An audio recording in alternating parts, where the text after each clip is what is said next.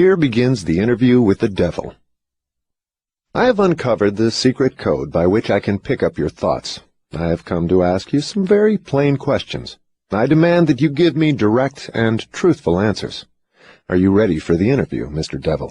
Yes, I am. But you must address me with more respect. During this interview, you will address me as Your Majesty. By what right do you demand such royal respect? You should know I control 98% of the people of your world. Do you not think that entitles me to rate as royalty? Have you proof of your claim? Yes, plenty of it. Of what does your proof consist? Of many things. If you want answers, you will address me as Your Majesty. Some things you will understand, some you will not. In order that you may get my viewpoint, I shall describe myself and correct the false notions people have of me and my place of abode. That is a fine idea, Your Majesty. Start by telling me where you live, then describe your physical appearance. My physical appearance? Why, my dear Mr. Earthbound, I have no physical body. I would be handicapped by such an encumbrance as those in which you earthbound creatures live. I consist of negative energy, and I live in the minds of people who fear me. I also occupy 1/2 of every atom of physical matter and every unit of mental and physical energy. Perhaps you will better understand my nature if I tell you I am the negative portion of the atom. Oh, I see what you are preparing to claim. You are laying the foundation to say that if it were not for you, there would be no world, no stars, no electrons, no atoms, no human beings, nothing. Is that correct? True. Absolutely true. Well, if you only occupy 1/2 of energy and matter, who occupies the other half? The other half is occupied by my opposition. Opposition? What do you mean? The opposition is what you earthbound call God. So you have the universe divided up with God. Is that your claim? Not my claim, but the actual fact. Before this interview is finished, you will understand why my claim is true. You will also understand why it has to be true, or there could be no world such as yours, no earthbound creatures such as you. I am no beast with a forked tongue and a spiked tail. But you do control the minds of 98 out of every 100 people. You said so yourself. Who causes all the misery in this 98% devil-controlled world if you do not? I have not said that I do not cause all the misery of the world. On the other hand, I boast of it. It is my business to represent the negative side of everything, including the thoughts of you earthbound people. How else could I control people? My opposition controls positive thought. I control negative thought. How do you gain control of the minds of people? Oh, that is easy. I merely move in and occupy the unused space of the human brain. I sow the seeds of negative thought in the minds of people so I can occupy and control the space. You must have many tricks and devices by which you gain and hold control of the human mind. To be sure, I employ tricks and devices to control human thought. My devices are clever ones, too. Go ahead and describe your clever tricks, Your Majesty. One of my cleverest devices for mind control is fear.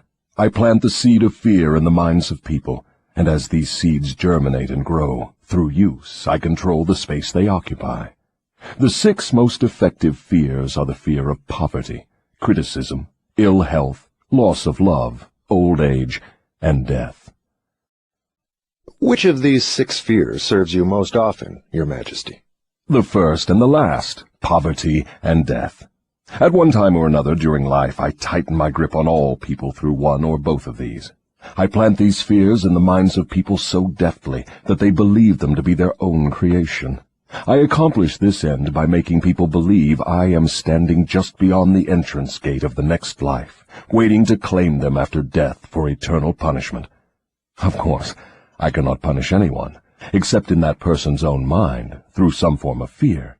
But fear of the thing which does not exist is just as useful to me as fear of that which does exist. All forms of fear extend the space I occupy in the human mind. Your Majesty, will you explain how you gained this control over human beings? The story is too long to be told in a few words. It began over 1,000,000 years ago when the first man began to think.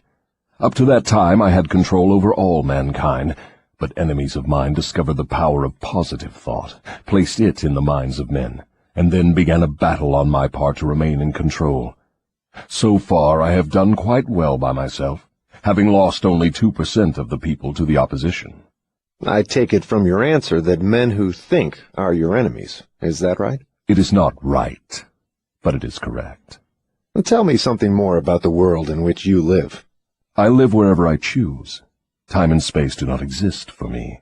I am a force best described to you as energy. My favorite physical dwelling place, as I have told you, is in the minds of the earthbound. I control a part of the brain space of every human being. The amount of space I occupy in each individual's mind depends upon how little and what sort of thinking that person does. As I have told you, I cannot entirely control any person who thinks. You speak of your opposition. Just what do you mean by that? My opponent controls all the positive forces of the world, such as love, faith, hope, and optimism. My opponent also controls the positive factors of all natural law throughout the universe, the forces which keep the earth and the planets and all the stars balanced in their courses. But these forces are meek in comparison with those which operate in the human mind under my control. You see, I do not seek to control stars and planets. I prefer the control of human minds. Where did you acquire your power, and by what means do you add to it? I add to my power by appropriating the mind power of the earthbound as they come through the gate at the time of death. 98 out of every 100 who come back to my plane from the earth plane are taken over by me, and their mind power is added to my being. I get all who come over with any form of fear. You see, I am constantly at work, preparing the minds of people before death, so I can appropriate them when they come back to my plane. Will you tell me how you go about your job of preparing human minds so you can control them? I have countless ways of gaining control of human minds while they are still on the earth plane. My greatest weapon is poverty. I deliberately discourage people from accumulating material wealth because poverty discourages men from thinking and makes them easy prey for me. My next best friend is ill health. An unhealthy body discourages thinking. Then I have countless thousands of workers on earth who aid me in gaining control of human minds. I have these agents placed in every calling. They represent every race and creed, every religion. Who are your greatest enemies on earth, Your Majesty? All who inspire people to think and act on their own initiative are my enemies. Such men as Socrates, Confucius, Voltaire, Emerson, Thomas Paine, and Abraham Lincoln. And you are not doing me any good either. Is it true that you use men who have great wealth? As I have already told you, poverty is always my friend because it discourages independence of thought and encourages fear in the minds of men. Some wealthy men serve my cause, while others do me great damage, depending on how the wealth is used. The great Rockefeller fortune, for example, is one of my worst enemies. That is interesting, Your Majesty. Will you tell me why you fear the Rockefeller fortune more than others? The Rockefeller money is being used to isolate and conquer diseases of the physical body in all parts of the world. Disease has always been one of my most effective weapons. The fear of ill health is second only to the fear of poverty. The Rockefeller money is uncovering new secrets of nature in 100 different directions, all of which are designed to help men take and keep possession of their own minds. It is encouraging new and better methods of feeding, clothing, and housing people. It is wiping out the slums in the large cities, the places where my favorite allies are found. It is financing campaigns for better government and helping to wipe out dishonesty in politics. It is helping to set higher standards in business practice and encouraging businessmen to conduct business by the golden rule, and that is not doing my cause any good. What about these boys and girls who are said to be on the road to hell? Are you in control of them? Well, I can answer that question only with yes and no. I have corrupted the minds of the young by teaching them to drink and smoke, but they have me baffled through their tendency to think for themselves. You say you have corrupted the minds of the young people with liquor and cigarettes. I can understand how liquor might destroy the power of independent thought, but do not see what cigarettes have to do with helping your cause. You may not know it, but cigarettes break down the power of persistence. They destroy the power of endurance. They destroy the ability to concentrate. They deaden and undermine the imaginative faculty, and help in other ways to keep people from using their minds most effectively. Do you know I have millions of people, young and old of both sexes, who smoke 2 packages of cigarettes a day? That means I have millions of people who are gradually destroying their power of resistance. One day I shall add to their habit of cigarette-smoking other thought-destroying habits, until I shall have gained control of their minds. Habits come in pairs, triplets, and quadruplets. Any habit which weakens one's willpower invites a flock of its relatives to move in and take possession of the mind. The cigarette habit not only lowers the power of resistance and discourages persistence, but it invites looseness in other human relationships. I never thought that cigarettes were a tool of destruction, Your Majesty, but your explanation throws a different light on the subject. How many converts to the habit do you now claim? I am proud of my record. Millions are now victims, and the number is increasing daily. Soon I shall have most of the world indulging in the habit. In thousands of families I now have followers of the habit, including every member of the family. Very young boys and girls are beginning to take up the habit. They are learning how to smoke by observing their parents and older brothers and sisters. Which do you consider to be your greater tool for gaining control of human minds, cigarettes or liquor? Without hesitation, I would say cigarettes. Once I get a young person to join my 2-package-a-day club, I have no trouble in inducing that person to take on the habit of liquor, overindulgence of sex, and all other related habits which destroy independence of thought and action.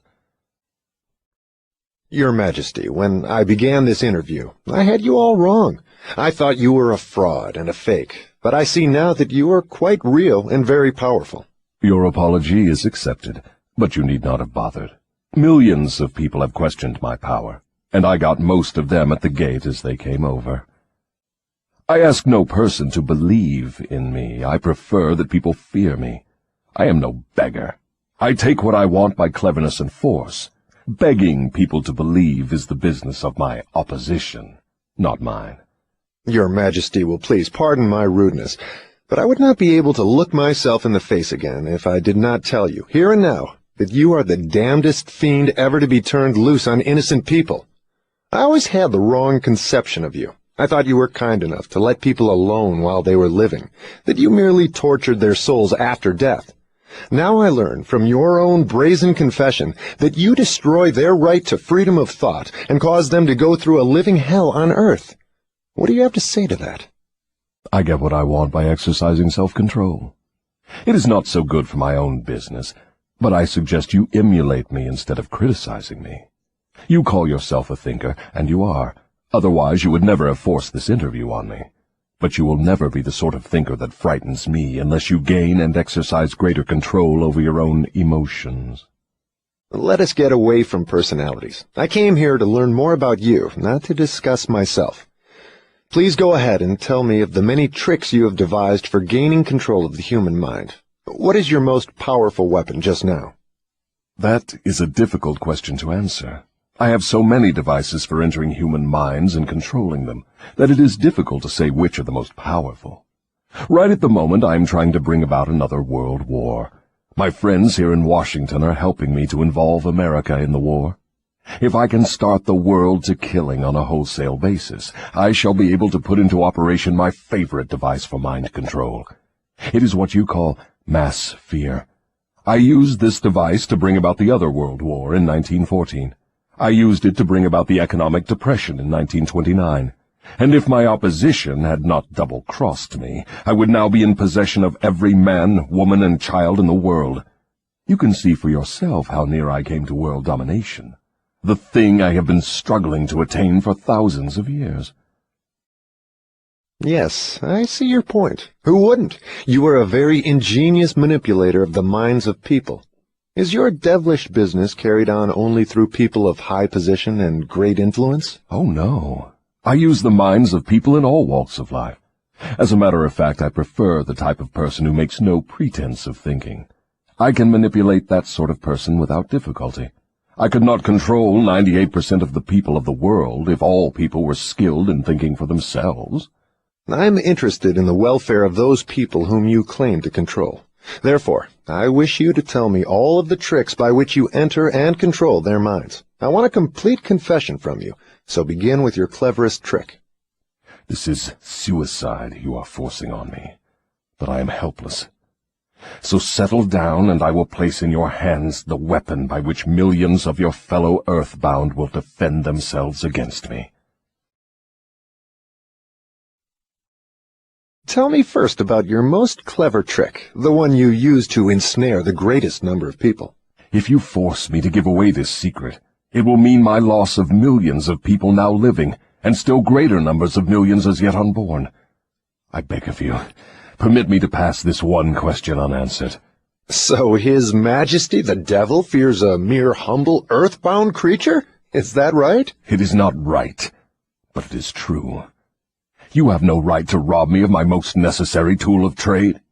For millions of years I have dominated earthbound creatures through fear and ignorance.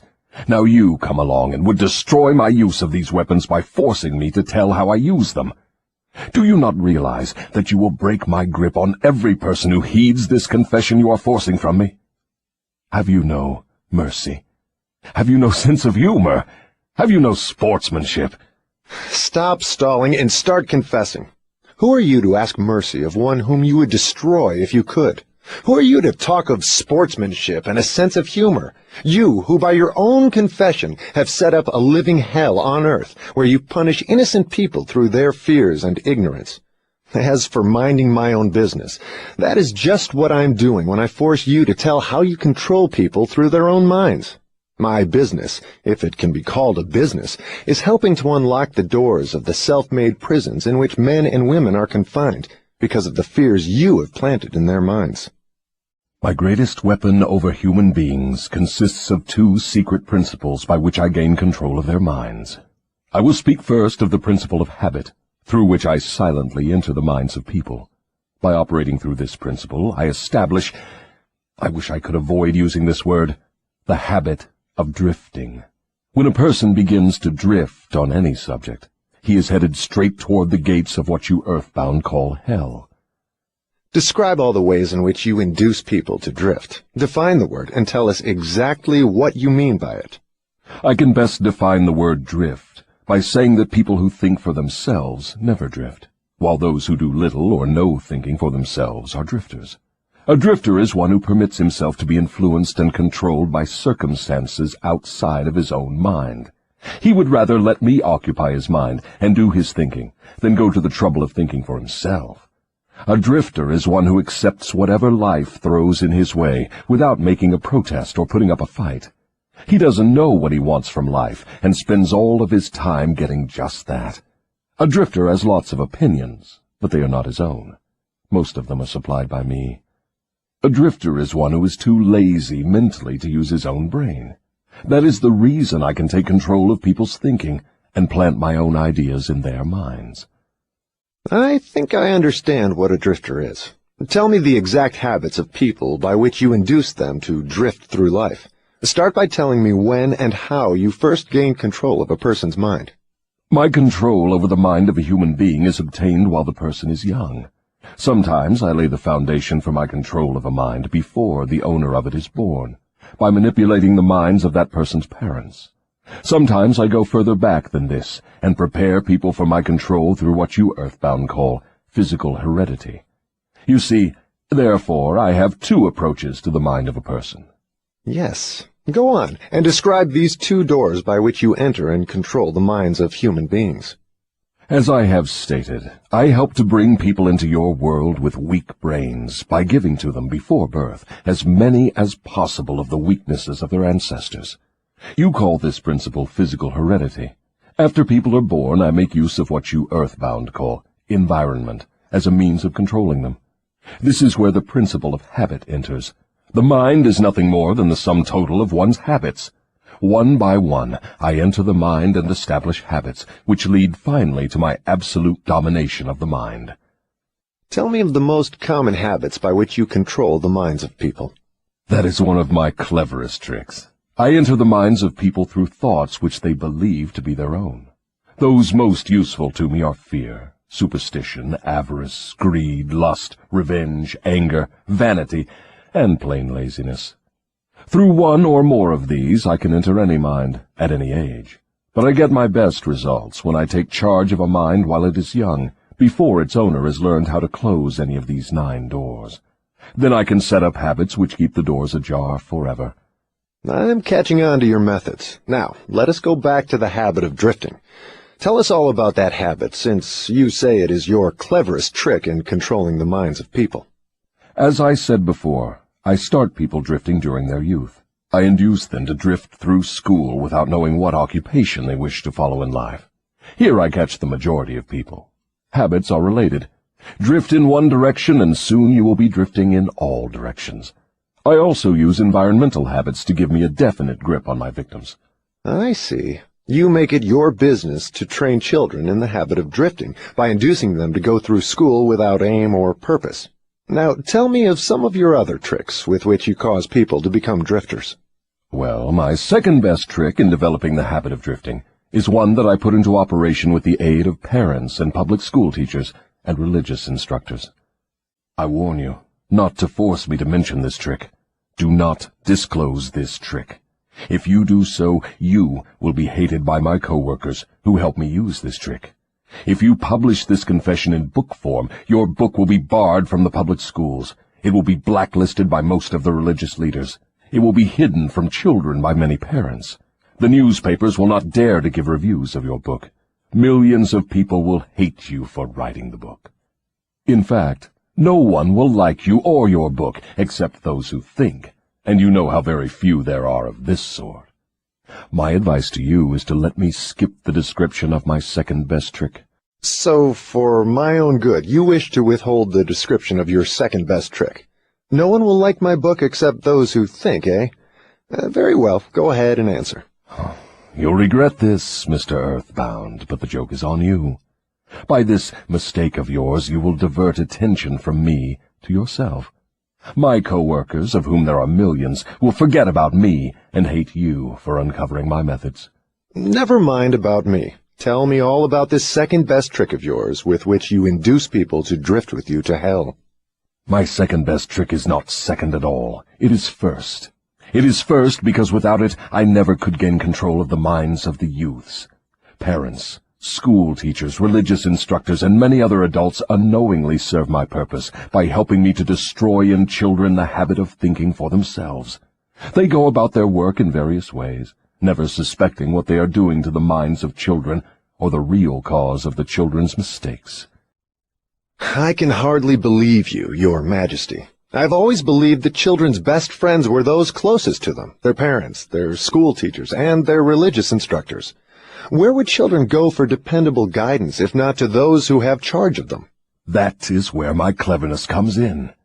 There is the exact explanation of how I control 98% of the people of the world.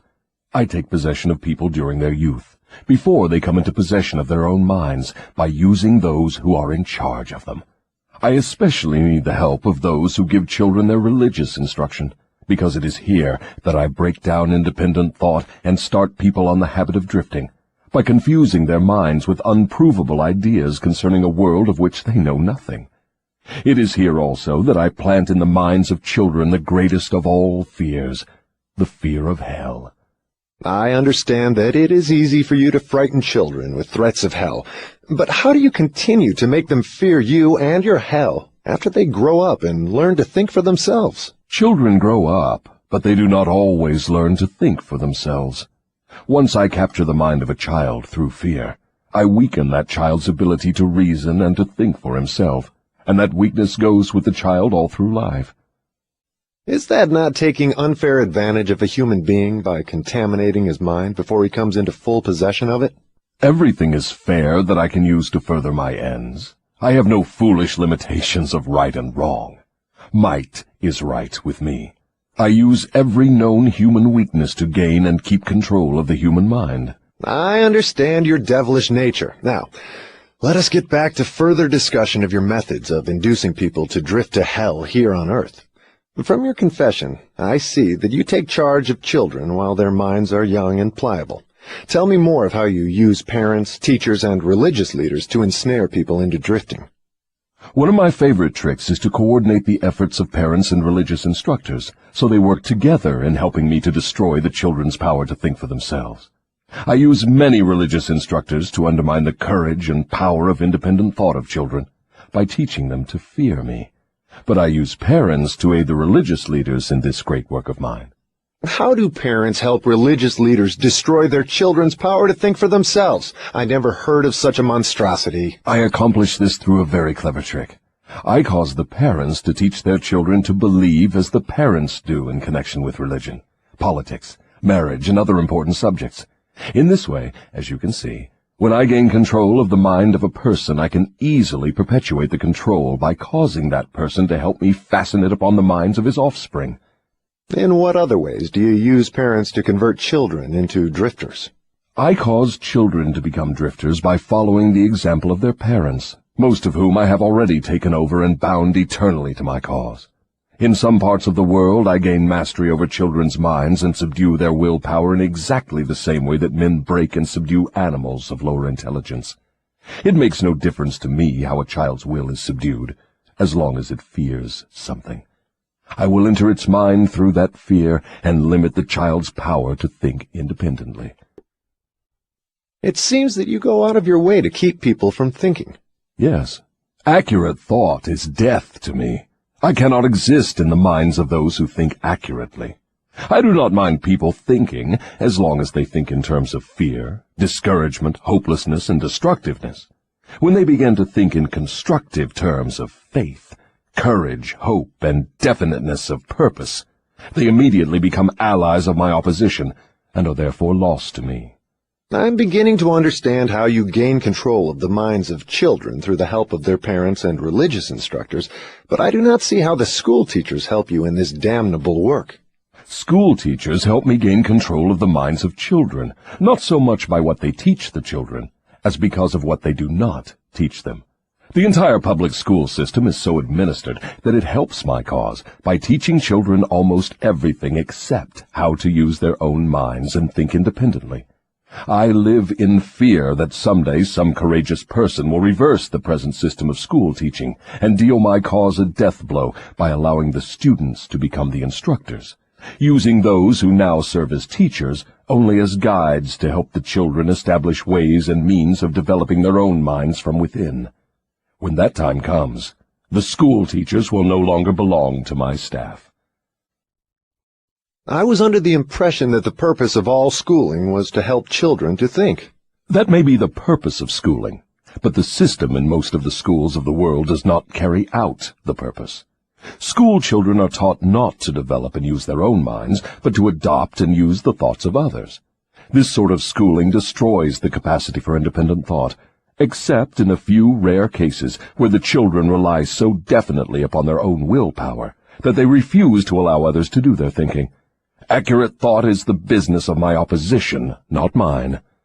What relationship, if any, has your opposition with the homes, the churches, and the schools? Your reply to this question should be interesting. Here is where I make use of some more of my clever tricks. I cause it to appear that everything done by the parents, the school teachers, and the religious instructors is being done by my opposition. This diverts attention from me, while I manipulate the minds of the young.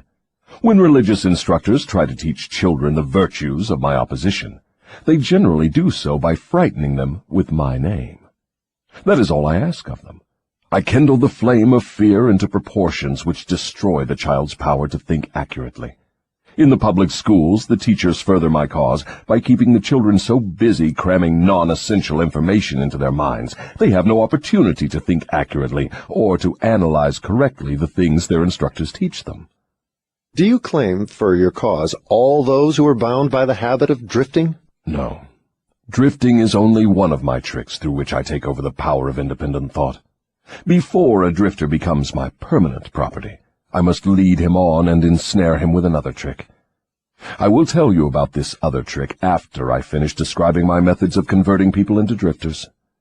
Do you mean you have a method by which you can cause people to drift so far away from self-determination that they can never save themselves? Yes, a definite method, and it is so effective it never fails. Do I understand you to claim your method is so powerful your opposition cannot reclaim those whom you have permanently ensnared through drifting? I claim just that. Do you think I would control so many people if my opposition could prevent me? Nothing can stop me from controlling people except people themselves. Nothing can stop me except the power of accurate thought, People who think accurately do not drift on any subject. They recognize the power of their own minds. Moreover, they take over that power and yield it to no person or influence. Go ahead and tell me more of the methods by which you cause people to drift to hell with you. I cause people to drift on every subject through which I can control independent thought and action. Take the subject of health, for example. I cause most people to eat too much food, and the wrong sort of food. This leads to indigestion and destroys the power of accurate thought. If the public schools and the churches taught children more about proper eating, they would do my cause irreparable damage. Marriage. I cause men and women to drift into marriage without plan or purpose designed to convert the relationship into harmony. Here is one of my most effective methods of converting people into the habit of drifting. I cause married people to bicker and nag one another over money matters. I cause them to quarrel over the bringing up of their children. I engage them in unpleasant controversies over their intimate relationships and in disagreements over friends and social activities. I keep them so busy finding fault with one another that they never have time to do anything else long enough to break the habit of drifting. Occupation. I teach people to become drifters by causing them to drift out of school into the first job they can find, with no definite aim or purpose except to make a living. Through this trick, I keep millions of people in fear of poverty all their lives. Through this fear, I lead them slowly but surely onward until they reach the point beyond which no individual ever has broken the drifting habit. Savings. I cause people to spend freely and to save sparingly, or not at all, until I take complete control of them through their fear of poverty. Environment. I cause people to drift into inharmonious and unpleasant environments in the home, in their places of occupation, in their relationship with relatives and acquaintances, and to remain there until I claim them through the habit of drifting. Dominating thoughts. I cause people to drift into the habit of thinking negative thoughts. This leads to negative acts, and involves people in controversies and fills their minds with fears, thus paving the way for me to enter and control their minds. When I move in, I do so by appealing to people through negative thoughts, which they believe to be their own. I plant the seeds of negative thought in the minds of people through the pulpit, the newspapers, the moving pictures, the radio, and all other popular methods of appeal to the mind. I cause people to allow me to do their thinking for them, because they are too lazy and too indifferent to think for themselves. I conclude from what you say that drifting and procrastination are the same. Is that true? Yes, that is correct. Any habit which causes one to procrastinate, to put off reaching a definite decision, leads to the habit of drifting. Is man the only creature who drifts? Yes. All other creatures move in response to definite laws of nature. Man alone defies nature's laws and drifts when he wills. Everything outside the minds of men is controlled by my opposition, by laws so definite that drifting is impossible. I control the minds of men solely because of their habit of drifting, which is only another way of saying that I control the minds of men only because they neglect or refuse to control and use their own minds. This is getting to be pretty deep stuff for a mere human being. Let us get back to the discussion of something less abstract. Please tell me how this drifting habit affects people in the everyday walks of life, and tell me in terms the average person can understand. I would prefer to keep this interview up among the stars. No doubt you would. That would save you from being exposed. But let us come back to Earth. Tell me now what drifting is doing to us as a nation here in the United States. Frankly, I may as well tell you that I hate the United States as only the devil can hate. That is interesting. What is the cause of this hatred? The cause was born on July 4, 1776, when 56 men signed a document which destroyed my chances of controlling the nation. You know that document as the Declaration of Independence. Had it not been for the influence of that damnable document, I would now have a dictator running the country, and I would stop this right to free speech and independent thought that is threatening my rule on earth. Am I to understand from what you say that nations controlled by self-appointed dictators belong in your camp? There are no self-appointed dictators. I appoint them all. Moreover, I manipulate them and direct them in their work. Nations run by my dictators know what they want and take it by force. Look what I have done through Mussolini in Italy. Look what I am doing through Hitler in Germany. Look what I am doing through Stalin in Russia. My dictators run those nations for me because the people have been subdued through the habit of drifting. My dictators do no drifting. That is why they rule for me the millions of people under their control. What would happen if Mussolini, Stalin, and Hitler turned traitors and disavowed you and your rule? That will not happen because I have them too well bribed. I am paying each of them with the sop of his own vanity, by making him believe he is acting on his own account. That is another trick of mine. Let us come back to the United States and learn something of what you are doing to convert people into the habit of drifting. Right now I am paving the way for a dictatorship by sowing the seeds of fear and uncertainty in the minds of the people. Through whom are you carrying on your work? Mainly through the president. I am destroying his influence with the people by causing him to drift on the question of a working agreement between employers and their employees. If I can induce him to drift for another year, he will be so thoroughly discredited I can hand over the country to a dictator. If the president continues to drift, I will paralyze personal freedom in the United States, just as I destroyed it in Spain, Italy, Germany, and England. What you say leads me to the conclusion that drifting is a weakness which inevitably ends in failure, whether among individuals or nations. Is that your claim? Drifting is the most common cause of failure in every walk of life. I can control anyone whom I can induce to form the habit of drifting on any subject. The reason for this is twofold. First, the drifter is just so much putty in my hands, to be molded into whatever pattern I choose, because drifting destroys the power of individual initiative. Second, the drifter cannot get help from my opposition, because the opposition is not attracted to anything so soft and useless. Is that why a few people are wealthy, while the majority of people are poor? That is exactly the reason. Poverty, like physical illness, is a contagious disease. You find it always among the drifters, never among those who know what they want and are determined to get just that. It may mean something to you when I call your attention to the fact that the non-drifters, whom I do not control, and those who possess most of the wealth of the world, happen to be the same people. I have always understood that money was the root of all evil, that the poor and the meek would inherit heaven, while the wealthy would pass into your hands. What have you to say of that claim? Men who know how to get the material things of life generally know how to keep out of the hands of the devil as well. The ability to acquire things is contagious. Drifters acquire nothing except that which no one else wants. If more people had definite aims and stronger desires for material and spiritual riches, I would have fewer victims. I assume, from what you say, that you do not claim fellowship with the industrial leaders. Evidently, they are not friends of yours? Friends of mine. I'll tell you what sort of friends of mine they are. They have belted the entire country with good roads, thus bringing into close communion the people of both city and country. They have converted ores into steel, with which they have built the skeletons of great skyscrapers. They have harnessed electrical power and converted it into 1,000 uses, all designed to give man time to think. They have provided through the automobile personal transportation to the humblest citizen, thus giving to everyone the freedom of travel. They have provided every home with instantaneous news of what is happening in all parts of the world through the aid of the radio. They have reared libraries in every city, town, and hamlet, and have filled them with books, giving to all who read a complete outline of the most useful knowledge mankind has gathered from his experiences. They have given the humblest citizen the right to express his own opinion on any subject, at any time, anywhere, without fear of molestation. And they have seen to it that every citizen may help make his own laws, levy his own taxes, and manage his own country through the ballot.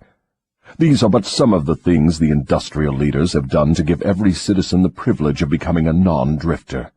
Do you think these men have helped my cause? Who are some of the present-day non-drifters over whom you have no control? I have control over no non-drifter, present or past. I control the weak, not those who think for themselves. Go ahead and describe a typical drifter.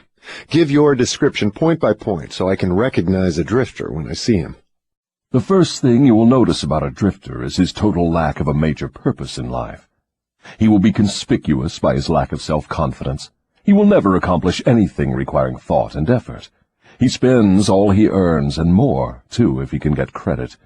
He will be sick or ailing from some real or imaginary cause, and calling to high heaven if he suffers the least physical pain. He will have little or no imagination. He will lack enthusiasm and initiative to begin anything he is not forced to undertake, and he will plainly express his weakness by taking the line of least resistance whenever he can do so. He will be ill-tempered and lacking in control over his emotions. His personality will be without magnetism, and it will not attract other people. He will have opinions on everything but accurate knowledge of nothing. He may be jack of all trades, but good at none. He will neglect to cooperate with those around him, even those on whom he must depend for food and shelter. He will make the same mistake over and over again, never profiting by failure. He will be narrow-minded and intolerant on all subjects, ready to crucify those who may disagree with him. He will expect everything of others, but be willing to give little or nothing in return. He may begin many things, but he will complete nothing. He will be loud in his condemnation of his government, but he will never tell you definitely how it can be improved. He will never reach decisions on anything if he can avoid it, and if he is forced to decide, he will reverse himself at the first opportunity. He will eat too much and exercise too little.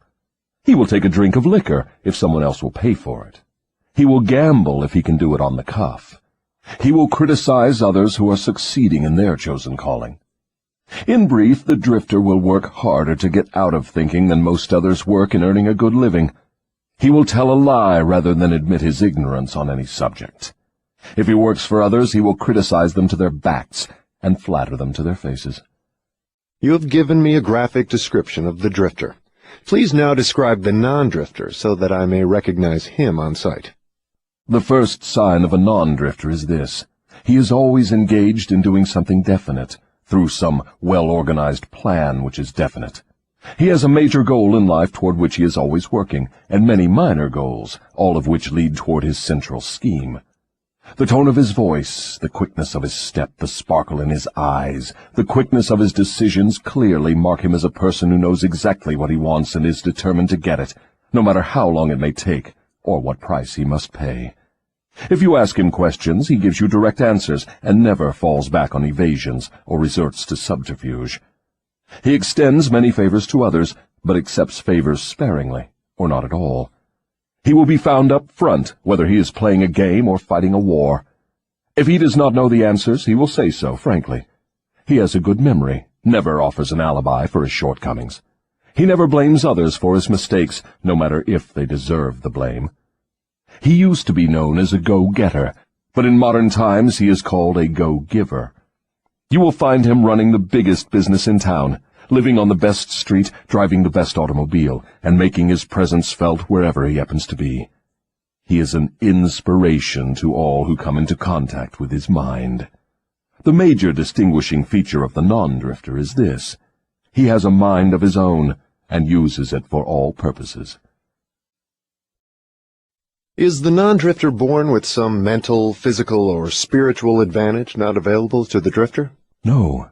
The major difference between the drifter and the non-drifter is something equally available to both. It is simply the prerogative right of each to use his own mind and think for himself. What brief message would you send to the typical drifter if you wished to cure him of this evil habit? I would admonish him to wake up and give. Give what? Some form of service useful to as many people as possible. So the non-drifter is supposed to give, is he? Yes, if he expects to get, and he must give before he gets. Some people doubt that you exist. I wouldn't worry about that if I were you. Those who are ready to be converted from the habit of drifting will recognize the authenticity of this interview by its soundness of counsel. The others are not worth the trouble it would take to convert them. Why do you not try to stop me from publishing this confession I'm wringing from you? Because that would be the surest of all ways to guarantee you will publish it. I have a better plan than trying to suppress publication of my confession. I will urge you to go ahead with the publication, then sit back and watch you suffer when some of my faithful drifters begin to make things hot for you. I will not need to deny your story. My followers will do that for me. See if they don't. If this confession of yours stopped right here, Your statement would be sound, but fortunately for millions of your victims who will gain their release because of your confession, this interview will continue until you have supplied me with the weapon by which you will eventually be restrained from domination of people through their fears and superstitions. Remember, Your Majesty, your confession has just begun.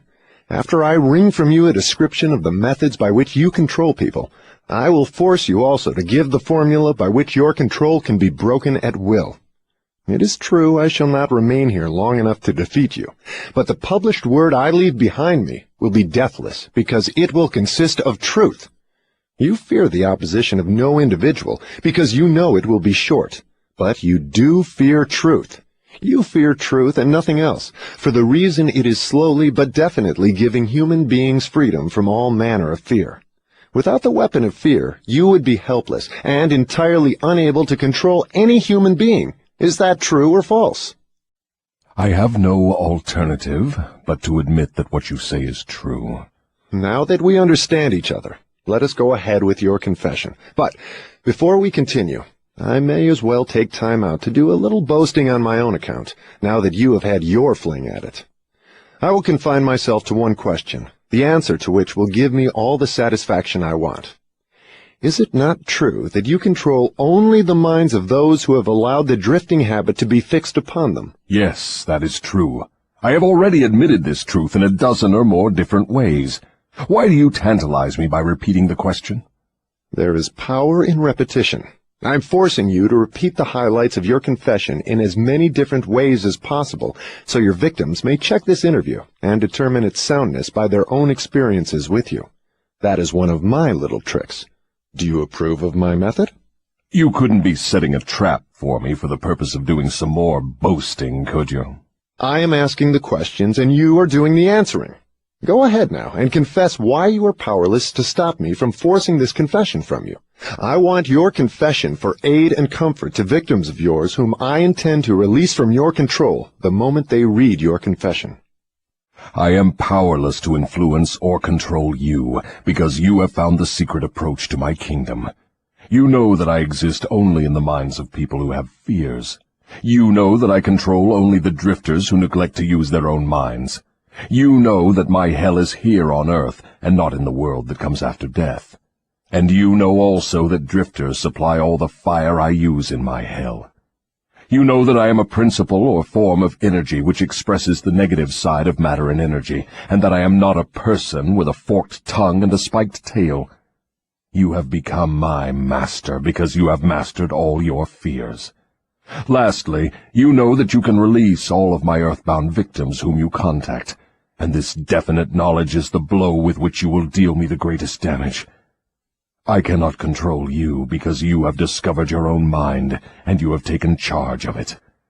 There now, Mr. Earthbound, that confession should feed your vanity to the bursting point. That last dart was unnecessary. Knowledge of the sort I have used to master you does not contaminate itself with vulgar indulgence and vanity. Truth is the one and only thing in the world that can stand ridicule. Now let us continue with your confession. What is wrong with the principle of flattery? You use it, do you not? Do I use it? Man alive, flattery is one of my most useful weapons. With this deadly instrument I slay the big ones and the little ones. Your admission interests me. Go ahead now and tell me how you make use of flattery. I make use of it in so many ways it is difficult to know where to begin. I warn you, before I answer in detail, that publishing my answers will bring down an avalanche of ridicule on your head for bringing up the question. I'll take the responsibility. Proceed. Well, I may as well here admit that you have stumbled onto the major secret of how I convert people to the habit of drifting. That is a startling admission. Go ahead with your confession, and stick strictly to this subject of flattery. No more side remarks and no more facetiousness for the present. Tell me all about your use of flattery in gaining control over people. Flattery is a bait of incomparable value to all who wish to gain control over others. It has powerful pulling qualities because it operates through two of the most common human weaknesses, vanity and egotism. There is a certain amount of vanity and egotism in everyone. In some people these qualities are so pronounced, they literally serve as a rope by which one may be bound. The best of all ropes is flattery. Flattery is the chief bait through which men seduce women. Sometimes, in fact, frequently, women use the same bait to gain control of men, especially men who cannot be mastered through sex appeal. I teach its use to both men and women. Flattery is the chief bait with which my agents weave their way into the confidence of people from whom they procure information needed to carry on warfare. Wherever anyone stops to feed his vanity on flattery, I move in and begin to build another drifter. Non-drifters are not easily flattered. I inspire people to use flattery in every human relationship where its use is possible, because those who are influenced by it become easy victims of the drifting habit. Can you control anyone who is amenable to flattery? Very easily. As I have already told you, flattery is of major importance in alluring people into the habit of drifting. At what age are people most susceptible to flattery? Age has nothing to do with one's susceptibility to flattery. People respond to it in one way or another from the time they become conscious of their own existence until they die. Through what motive can women be most easily flattered? Their vanity. Tell a woman she is pretty or that she wears clothes well. What motive is most effective in harpooning men? Egotism, with a capital E. Tell a man he has a strong Herculean body or that he is a great business tycoon, and he will purr like a cat and smile like an opossum. After that, you know what happens. Are all men like that? Oh, no. 2 out of every 100 have their egotism so thoroughly under control that even an expert flatterer couldn't get under their skins with a double-edged butcher knife. How does a cunning woman apply her art of flattery in attracting men? Great heavens, man, do I have to draw a picture of her method for you? Have you no imagination? Oh, yes, I have imagination enough, Your Majesty. But I'm thinking of the poor dupes of the world who need to understand the exact technique with which they may be flattered into the habit of drifting. Go on and tell us how a woman can harpoon rich and presumably smart men. This is a devilish trick to play on women, but since you demand the information, I am helpless to withhold it. Women influence men through a technique consisting first of ability to inject soft, cooing baby tones into their voices, and second, by closing their eyes into a half-closed position which registers hypnotism in connection with the flattery of men. Is that all there is to the business of flattery? No, that is only the technique. Then comes the motive a woman uses as a lure. The type of woman you perhaps have in mind never sells a man herself or anything she can give him. Instead, she sells him his own egotism. Is that all that women use when they wish to flatter men? That is the most effective thing they use. It works when sex appeal fails. So I am to believe that big, strong, smart men can be wound up and manipulated through flattery just as if they were so much putty? Is that possible? Is it possible? It is happening every minute of the day. Moreover, unless they are non-drifters, the bigger they come, the harder they fall when the expert flatterer moves in on them. And tell me of some of your other tricks with which you cause people to drift in life. One of my most effective devices is failure. The majority of people begin to drift as soon as they meet with opposition, and not 1 out of 10,000 will keep on trying after failing 2 or 3 times. So it is your business to induce people to fail whenever you can. Is that correct? You have it right. Failure breaks down one's morale, destroys self-confidence, subdues enthusiasm, dulls imagination, and drives away definiteness of purpose. Without these qualities, no one can permanently succeed in any undertaking. The world has produced thousands of inventors with ability superior to that of the late Thomas A. Edison. But these men have never been heard of, while the name of Edison will go marching on, because Edison converted failure into a stepping stone to achievement, while the others used it as an alibi for not producing results. Is the capacity to surmount failure without being discouraged one of Henry Ford's chief assets? Yes, and this same quality is the chief asset of every man who attains outstanding success in any calling. That statement covers lots of territory, Your Majesty. Do you not wish to modify it or tone it down a bit for the sake of accuracy? No modification is necessary, because the claim is none too broad. Search accurately into the lives of men and women who achieve enduring success, and you will find without exception that their success has been in exact proportion to the extent that they surmounted failure. The life of every successful person loudly acclaims that which every true philosopher knows. Every failure brings with it the seed of an equivalent success. But the seed will not germinate and grow under the influence of a drifter. It springs to life only when it is in the hands of one who recognizes that most failures are only temporary defeat, and who never, under any circumstances, accepts defeat as an excuse for drifting. If I understand you correctly, you claim there is virtue in failure. That does not seem reasonable. Why do you try to induce people to fail if there is virtue in failure? There is no inconsistency in my claims. The appearance of inconsistency is due to your lack of understanding. Failure is a virtue only when it does not lead one to quit trying and begin drifting. I induce as many people as I can to fail as often as possible, for the reason that not 1 out of 10,000 will keep on trying after failing 2 or 3 times. I am not concerned about the few who convert failures into stepping stones, because they belong to my opposition anyway. They are the non-drifters, and therefore they are beyond my reach. Your explanation clears up the matter. Now go ahead and tell me of some of your other tricks with which you allure people into drifting.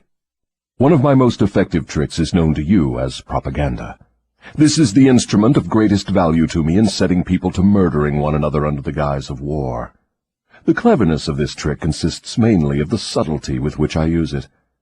I mix propaganda with the news of the world. I have it taught in public and private schools. I see that it finds its way into the pulpit. I color moving pictures with it. I see that it enters every home where there is a radio. I inject it into billboard, newspaper, and radio advertising. I spread it in every place of business where people work. I use it to fill the divorce courts, and I make it serve to destroy business and industry. It is my chief instrument for starting runs on banks. My propagandists cover the world so thoroughly that I can start epidemics of disease, turn loose the dogs of war, or throw business into a panic at will. If you can do all that you claim with propaganda, it is little wonder that we have wars and business depressions. Give me a simple description of what you mean by the term propaganda. Just what is it, and how does it work? I wish to know particularly how you cause people to drift through the use of this devilish device. Propaganda is any device, plan, or method by which people can be influenced without knowing that they are being influenced, or the source of the influence. Propaganda is used in business for the purpose of discouraging competition. Employers use it to gain advantage over their employees. The employees retaliate by using it to gain advantage over their employers. In fact, it is used so universally and through such a smooth and beautiful streamlined technique that it looks harmless even when it is detected. I suppose some of your boys are now engaged in preparing the minds of the American people to drift into some form of dictatorship. Tell me how they work. Yes, millions of my boys are preparing Americans to become Hitlerized. My best boys are working through politics and labor organization. We intend to take over the country with ballots instead of bullets. Americans are so sensitive they would never stand the shock of seeing their form of government changed with the aid of machine guns and tank cars. So our propaganda boys are serving them a diet they will swallow by stirring up strife between employers and employees and turning the government against business and industry. When propaganda has done its work thoroughly, one of my boys will move in as dictator, and the 9 old men on your Supreme Court with their silly notions of the Constitution will move out. Everyone will be given a job or fed from the government treasury. When men's bellies are filled, they drift freely with one who does the filling. Hungry men get out from under control. I have often wondered who invented the clever trick which you call propaganda. From what you tell me of its source and nature, I understand why it is so deadly. Only one as clever as your Majesty could have invented such a device with which to dull the reason, dethrone the will, and lure men into drifting. Why do you not use your powerful propaganda to gain control of your victims, instead of subduing them through fear and annihilating them through warfare? What is fear of the devil except propaganda? You have not observed my technique very carefully, or you would have seen that I am the world's greatest propagandist. I never attain an end by direct, open means, which I can achieve through subterfuge and subtlety. What do you suppose I am using when I plant negative ideas in the minds of men, and gain control of them through what they believe to be their own ideas? What would you call that, except the cleverest of all forms of propaganda? Surely you are not going to tell me that you destroy people through their own help without their realizing what you are doing. That is exactly what I wish you to understand. Moreover, I will show you exactly how the trick is performed. Now we are getting somewhere. Exactly how do you convert human beings into propagandists and lure them into self-imprisonment? Give me the story with all its lurid details. This is the most important part of your confession, and I am consumed with eagerness to gain control of your secret. I can hardly blame you for stalling about answering my question, because you know so well that your answer will snatch millions of innocent victims from your control. You also know that your answer will protect other countless millions of yet unborn people from being victimized by you. It is little wonder you are hedging about answering. Your deductions are correct. This part of my confession will do me more damage than all the remainder of it. Stating your headache in a better way, this part of your confession will save more millions of people from your control than all the remainder of it. All I can say is that you have me in a hell of a situation. Now you shall know how the millions of your victims feel. Let's have it. I make my first entry into an individual's mind by bribing him. What do you use as a bribe? I use many things, all of them pleasant things the individual covets. I use the same sort of bribes that individuals use when they bribe one another. That is, I use for bribes the things people most want. My best bribes are these: love, the thirst for sex expression, covetousness for money, the obsessive desire to gain something for nothing, gambling, vanity in women, egotism in men, desire to be the master of others, desire for intoxicants and narcotics, desire for self-expression through words and deeds, desire to imitate others, desire for the perpetuation of life after death, desire to be a hero or heroine, desire for physical food. That is an imposing list of bribes, Your Majesty. Do you use others? Yes, plenty of them, but these are my favorites. Through some combination of them I can enter the mind of any human being at will at any age from birth until death. You mean that these bribes are the keys with which you can silently unlock the door to any mind you choose? That is exactly what I mean, and I can do it too. What happens when you enter the mind of a person who is not yet in the habit of drifting, but belongs in the 98% class as a potential drifter? I go to work immediately to occupy as much of that person's mind as I can master. If the individual's greatest weakness is the desire for money, I begin to dangle coins before him, figuratively speaking. I intensify his desire and induce him to go after money. Then when he gets near it, I snatch it away from him. This is an old trick of mine. After the trick has been repeated a few times, the poor fellow gives in and quits. Then I take over a little more space in his mind and fill it with the fear of poverty. That is one of my best mind fillers.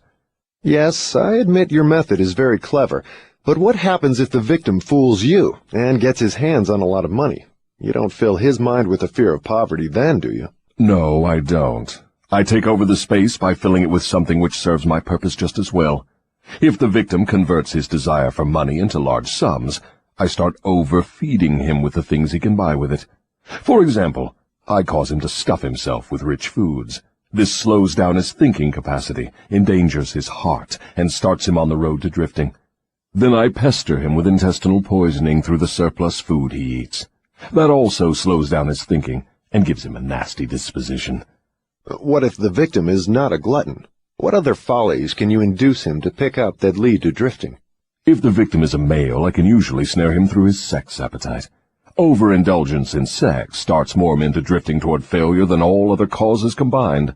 So food and sex are two of your surefire baits. Is that correct? Yes. With these two lures, I can take over a majority of my victims. And then there is the desire for money. I'm beginning to think that wealth is more dangerous than poverty, if your story is to be believed. That altogether depends on who has the wealth and how it was acquired. What has the manner in which money is acquired to do with its being a blessing or a curse? Everything. If you don't believe me, take a look at those who acquire a large amount of money quickly, without time to get wisdom along with it, and observe how they use it. Why do you suppose rich men's sons seldom equal the achievements of their fathers? I'll tell you why. It is because they have been deprived of the self-discipline which comes from being forced to work. Look into the records of moving picture stars or athletes who suddenly find themselves in possession of big money and hero worship and praise from the public. Observe how quickly I move in and take them over in many cases, mainly through sex, gambling, food, and liquor. With these, I catch and control the biggest and the best of people as soon as they get their hands on big money. What about those who acquire money slowly, by rendering some form of useful service? Are they easily snared too? Oh, I get them all right, but I generally have to change my bait. Some of them want one thing and others want something else.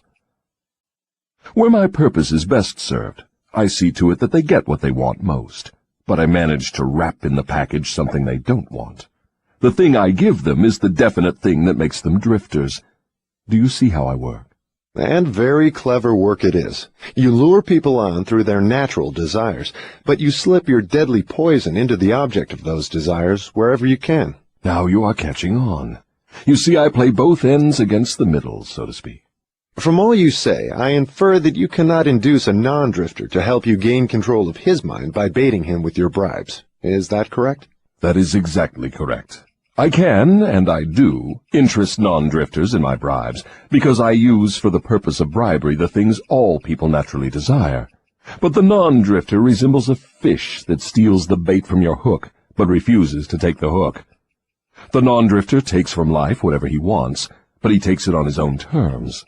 The drifter takes whatever he can get, but he takes what he gets on my terms. Stating the matter in another way, the non-drifter borrows money from a legitimate banker if he wants it, and pays a legitimate rate of interest. The drifter goes to the pawn shop, hawks his watch, and pays a suicidal rate of interest for his loan. So I draw from your claims the conclusion that your hand is mixed up somehow in all of people's troubles and miseries, even though your presence may not be visible. My unwilling workers are often my best workers. You see, my unwilling workers are those whom I cannot control with some combination of bribes, people whom I have to master by fear or through some form of misfortune. They do not wish to serve me, but they cannot avoid it, because they are eternally bound to me by the habit of drifting. Now I am beginning to better understand your technique. You bribe your victims through their natural desires and lead them astray while you induce them to become drifters if they respond to your lure. If they refuse to respond, you plant the seed of fear in their minds, or trap them through some form of misfortune, and hog-tie them while they are down. Is that your method? That is exactly the way I work. Clever, don't you think? Which do you prefer to serve as your propagandists, the young or the old? The young, of course. They can be influenced by most bribes more easily than people of mature judgment. Moreover, they have longer to remain in my service. Your Majesty has given me a clear description of drifting. Tell me what must be done to ensure against the habit of drifting. I want a complete formula that anyone can use. Protection against drifting lies within easy reach of every human being who has a normal body and a sound mind. The self-defense can be applied through these simple methods. 1. Do your own thinking on all occasions. The fact that human beings are given complete control over nothing save the power to think their own thoughts is laden with significance. 2. Decide definitely what you want from life, then create a plan for attaining it, and be willing to sacrifice everything else if necessary, rather than accept permanent defeat. 3. Analyze temporary defeat, no matter of what nature or cause, and extract from it the seed of an equivalent advantage. 4.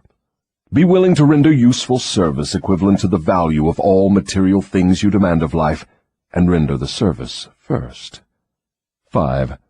Recognize that your brain is a receiving set that can be attuned to receive communications from the universal storehouse of infinite intelligence, to help you transmute your desires into their physical equivalent.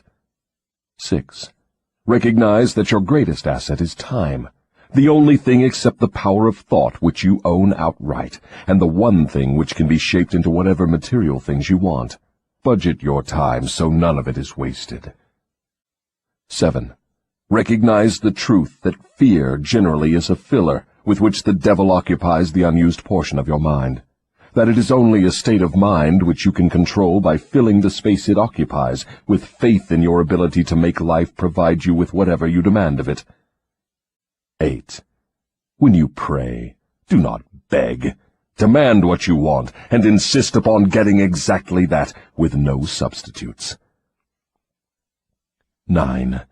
Recognize that life is a cruel taskmaster, and that either you master it, or it masters you. There is no halfway or compromising point. Never accept from life anything you do not want.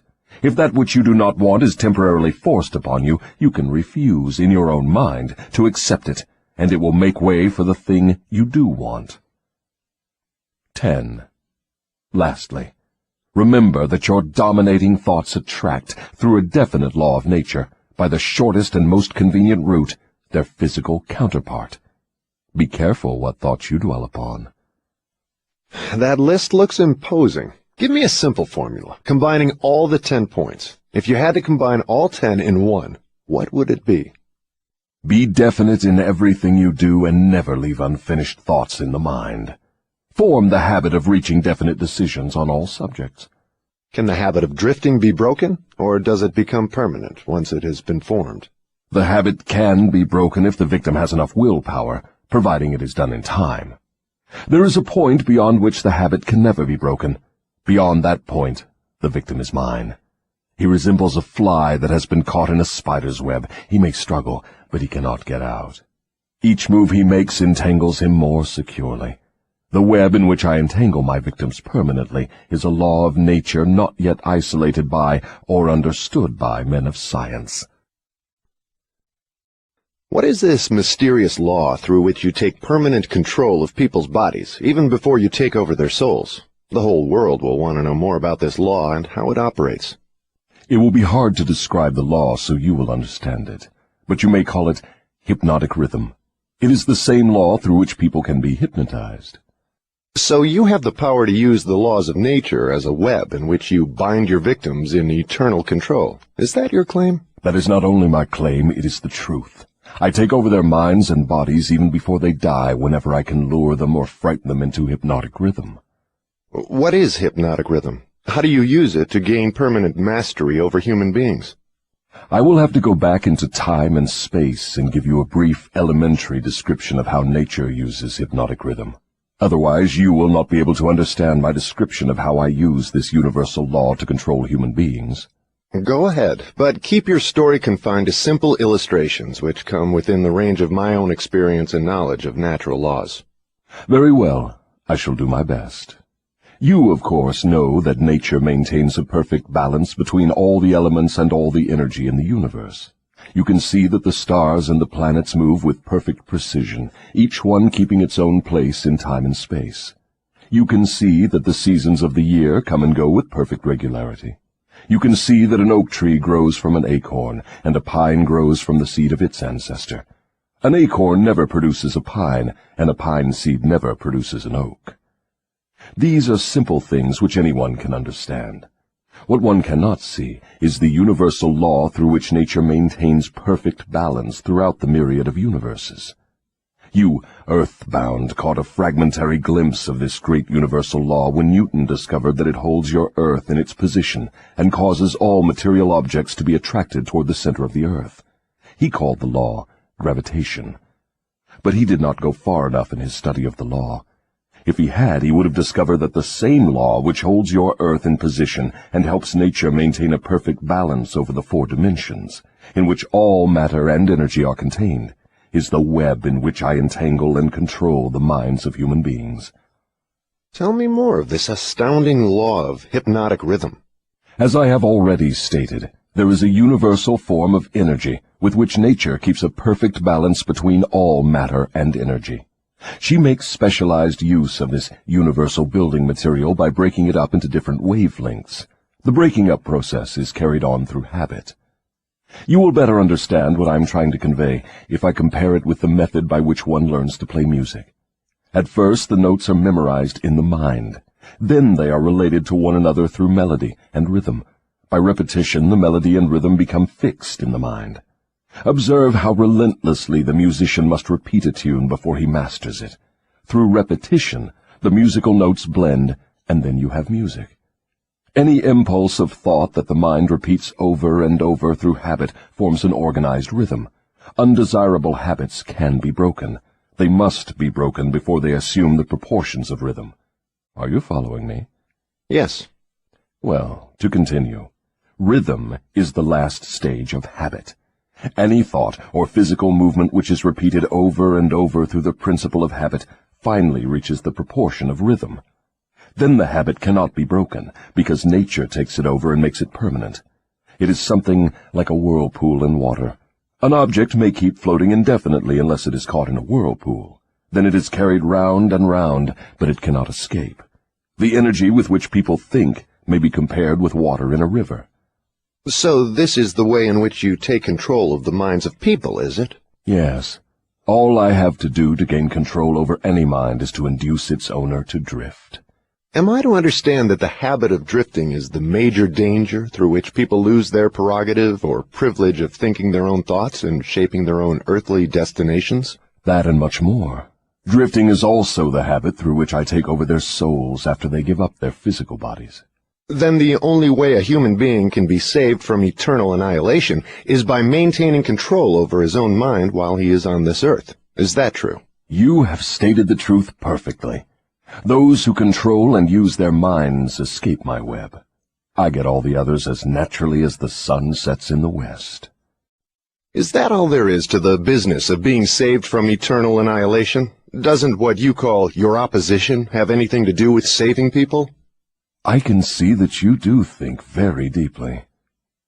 My opposition, the power you earthbound call God, has everything to do with the salvation of people from eternal annihilation, and for that reason it is my opposition who provides every human being with the privilege of using his own mind.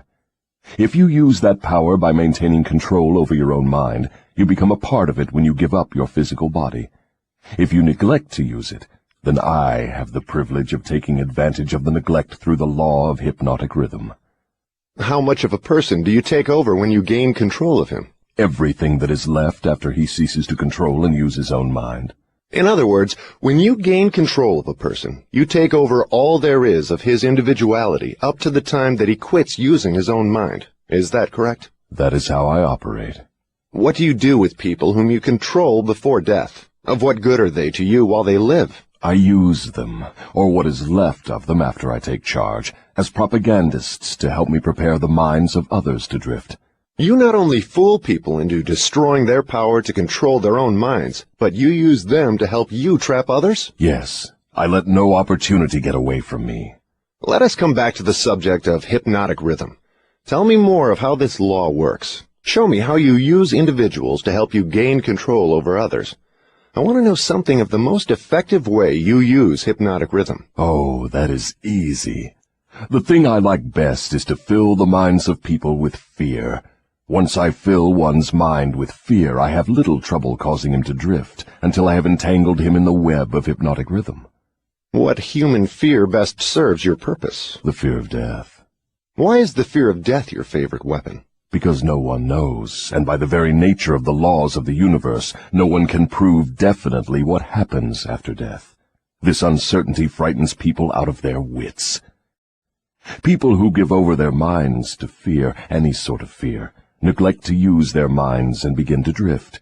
Eventually they drift into the whirlpool of hypnotic rhythm, from which they may never escape. Then you do not mind what religious leaders think or say of you when they speak of death? Not as long as they say something. If the churches should stop talking about me, my cause would receive a severe setback. Every attack made against me fixes the fear of me in the minds of all who are influenced by it. You see, opposition is the thing that keeps some people from drifting, providing they do not yield to it. Since you claim the churches help instead of hindering your cause, tell me what would give you cause to worry. My only worry is that someday a real thinker may appear on earth. What would happen if a thinker did appear? You ask me what would happen. I'll tell you what would happen. People would learn the greatest of all truths, that the time they spend in fearing something would, if reversed, give them all they want in the material world and save them from me after death. Isn't that worth thinking about? What is keeping such a thinker from appearing in the world? Fear of criticism. It may interest you to know that the fear of criticism is the only effective weapon I have with which to whip you. If you were not afraid to publish this confession after you wring it from me, I would lose my earthly kingdom. And if I did surprise you and publish it, how long would it be until you lost your kingdom? Just long enough for one generation of children to grow into understanding. You cannot take the adults from me. I have them too securely sewed up. But if you published this confession, it would be sufficient to keep me from gaining control of the yet unborn and those who have not yet reached the age of reason. You wouldn't dare publish what I have told you about the religious leaders. They would crucify you. I thought the savage practice of crucifixion went out of style 2,000 years ago. I don't mean crucifixion on a cross. I mean social and financial crucifixion. Your income would be shut off. You would become a social outcast. Religious leaders and their followers alike would treat you with scorn. Suppose I should choose to throw in my lot with the select few who make a pretense of using their own minds rather than fear the masses who do not, the masses of whom you claim 98%. If you have courage enough to do this, you will crimp my style.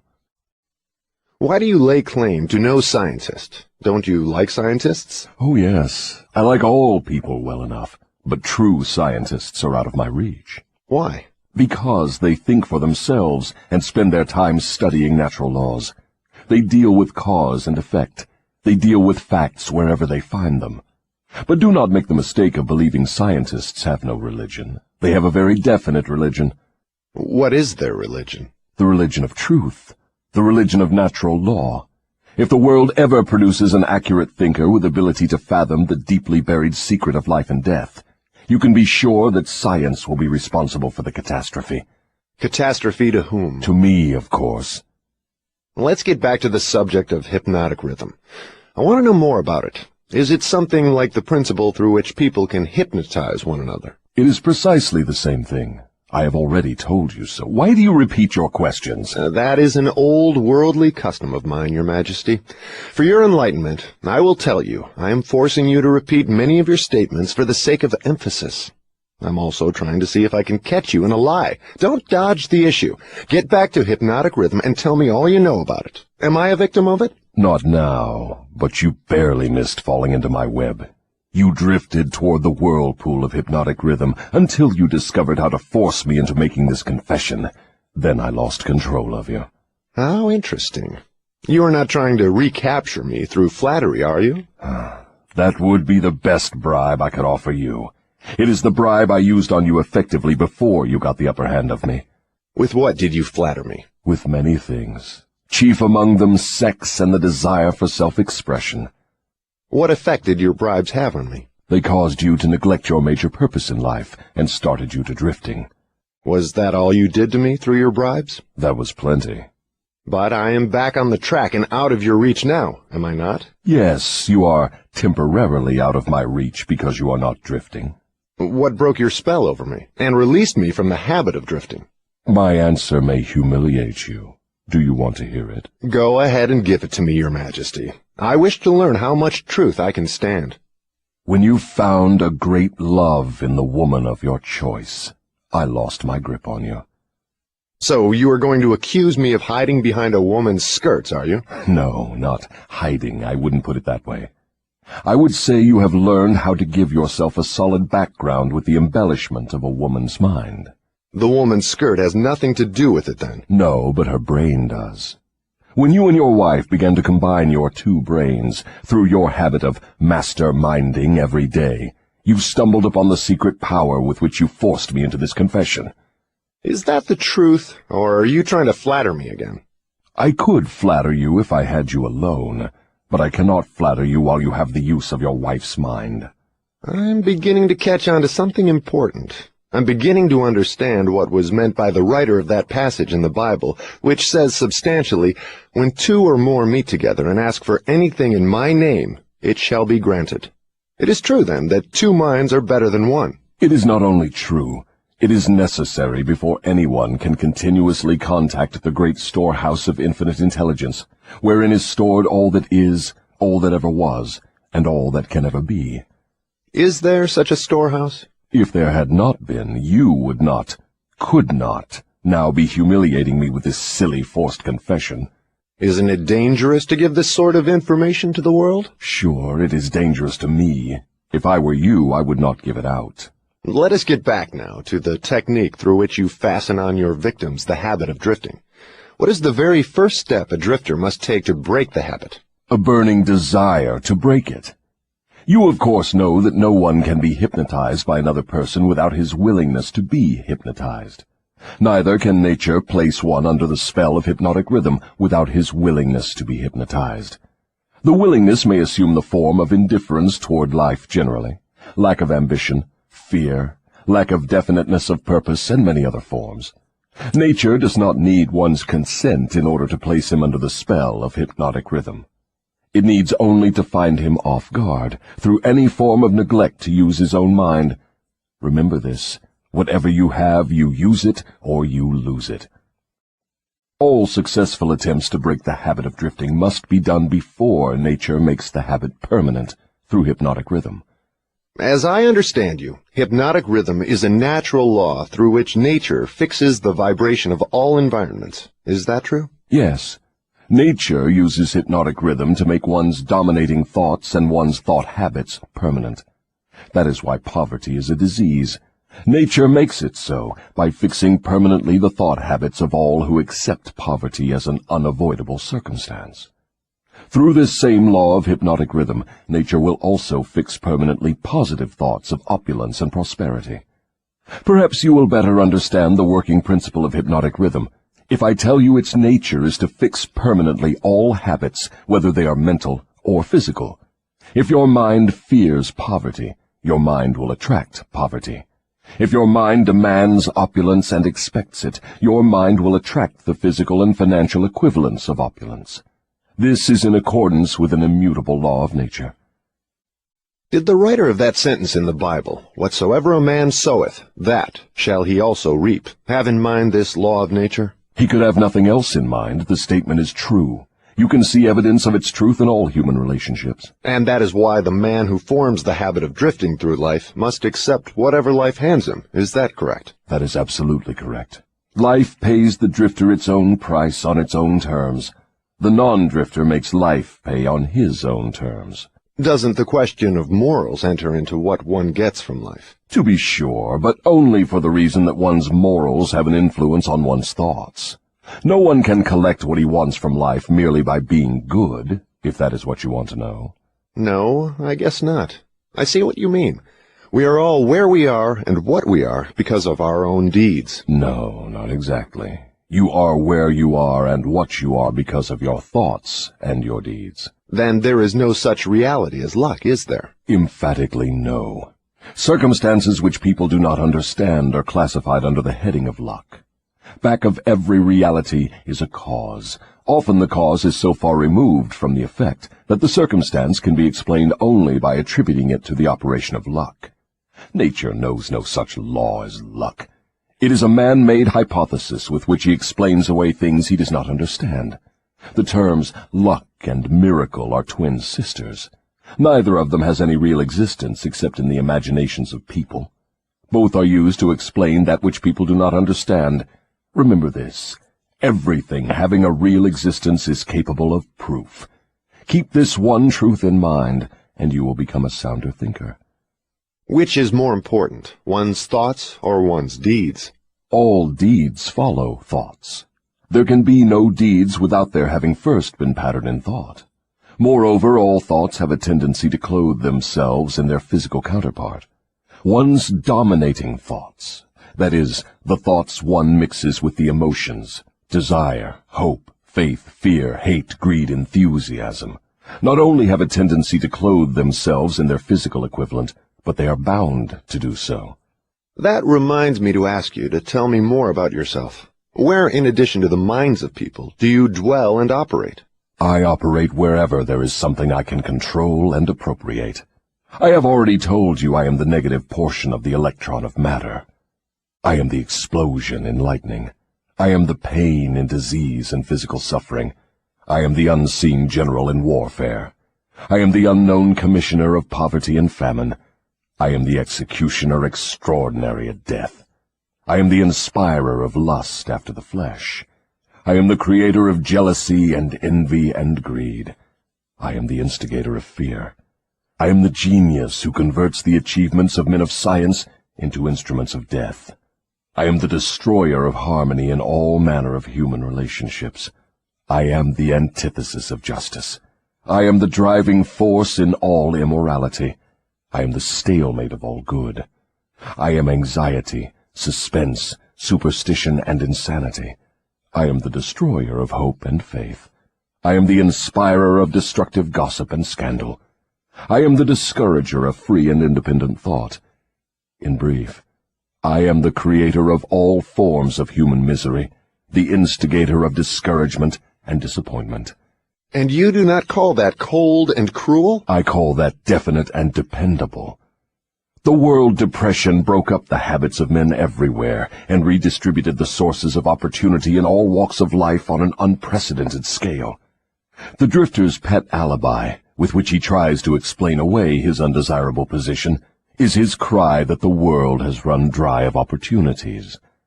Non-drifters do not wait for opportunity to be placed in their way. They create opportunity to fit their desires and demands of life. Are non-drifters smart enough to avoid the influence of hypnotic rhythm? No one is smart enough to dodge the influence of hypnotic rhythm. One could just as easily avoid the influence of the law of gravity. The law of hypnotic rhythm fixes permanently the dominating thoughts of men, whether they be drifters or non-drifters. There is no reason why a non-drifter would want to avoid the influence of hypnotic rhythm, because that law is favorable to him. It helps him convert his dominating aims, plans, and purposes into their physical replicas. It fixes his habits of thought and makes them permanent. Only the drifter would wish to dodge the influence of hypnotic rhythm. For the better portion of my adult life, I have been a drifter. How did I manage to escape being swept into the whirlpool of hypnotic rhythm? You haven't escaped. The major portion of your dominating thoughts and desires since you reached adulthood has been a well-defined, definite desire to understand all the potentialities of the mind. You may have drifted on thoughts of lesser importance, but you did not drift in connection with this desire. Because you did not drift, you are now recording a document which gives you exactly what your dominating thoughts demanded of life. Why doesn't your opposition use hypnotic rhythm to make permanent one's higher thoughts and nobler deeds? Why does your opposition permit you to use this stupendous force as a means of entangling people in a web of evil, spun by their own thoughts and deeds? Why does your opposition not outwit you by binding people with thoughts which build and lift them above your influence? The law of hypnotic rhythm is available to all who will use it. I make use of it more effectively than does my opposition, because I offer people more attractive bribes to think my sort of thoughts and indulge in my sort of deeds. In other words, you control people by making negative thinking and destructive deeds pleasing to them. Is that correct? That is the idea exactly. I've often wondered why your opposition, what we earthbound call God, does not annihilate you. Can you tell me why? Because the power is as much mine as his. It is as available to me as to him. That is what I have been trying to get over to you. The highest power in the universe can be used for constructive purposes, through what you call God, or it can be used for negative purposes, through what you call the devil. And something more important still, it can be used by any human being just as effectively as by God or the devil. You make a far-reaching claim. Can you prove your claim? Yes, but it would be better if you proved it for yourself. The devil's word is not worth much among your earthbound sinners. Neither is God's word. You fear the devil and refuse to trust your God. Therefore, you have but one source available through which you may appropriate the benefits of universal power, and that is by trusting and using your own power of thought. This is the direct road to the universal storehouse of infinite intelligence. There is no other road available to any human being. Why have we earthbound not found the road to infinite intelligence sooner? Because I have intercepted you and led you off the path by planting in your minds thoughts which destroy your power to use your minds constructively.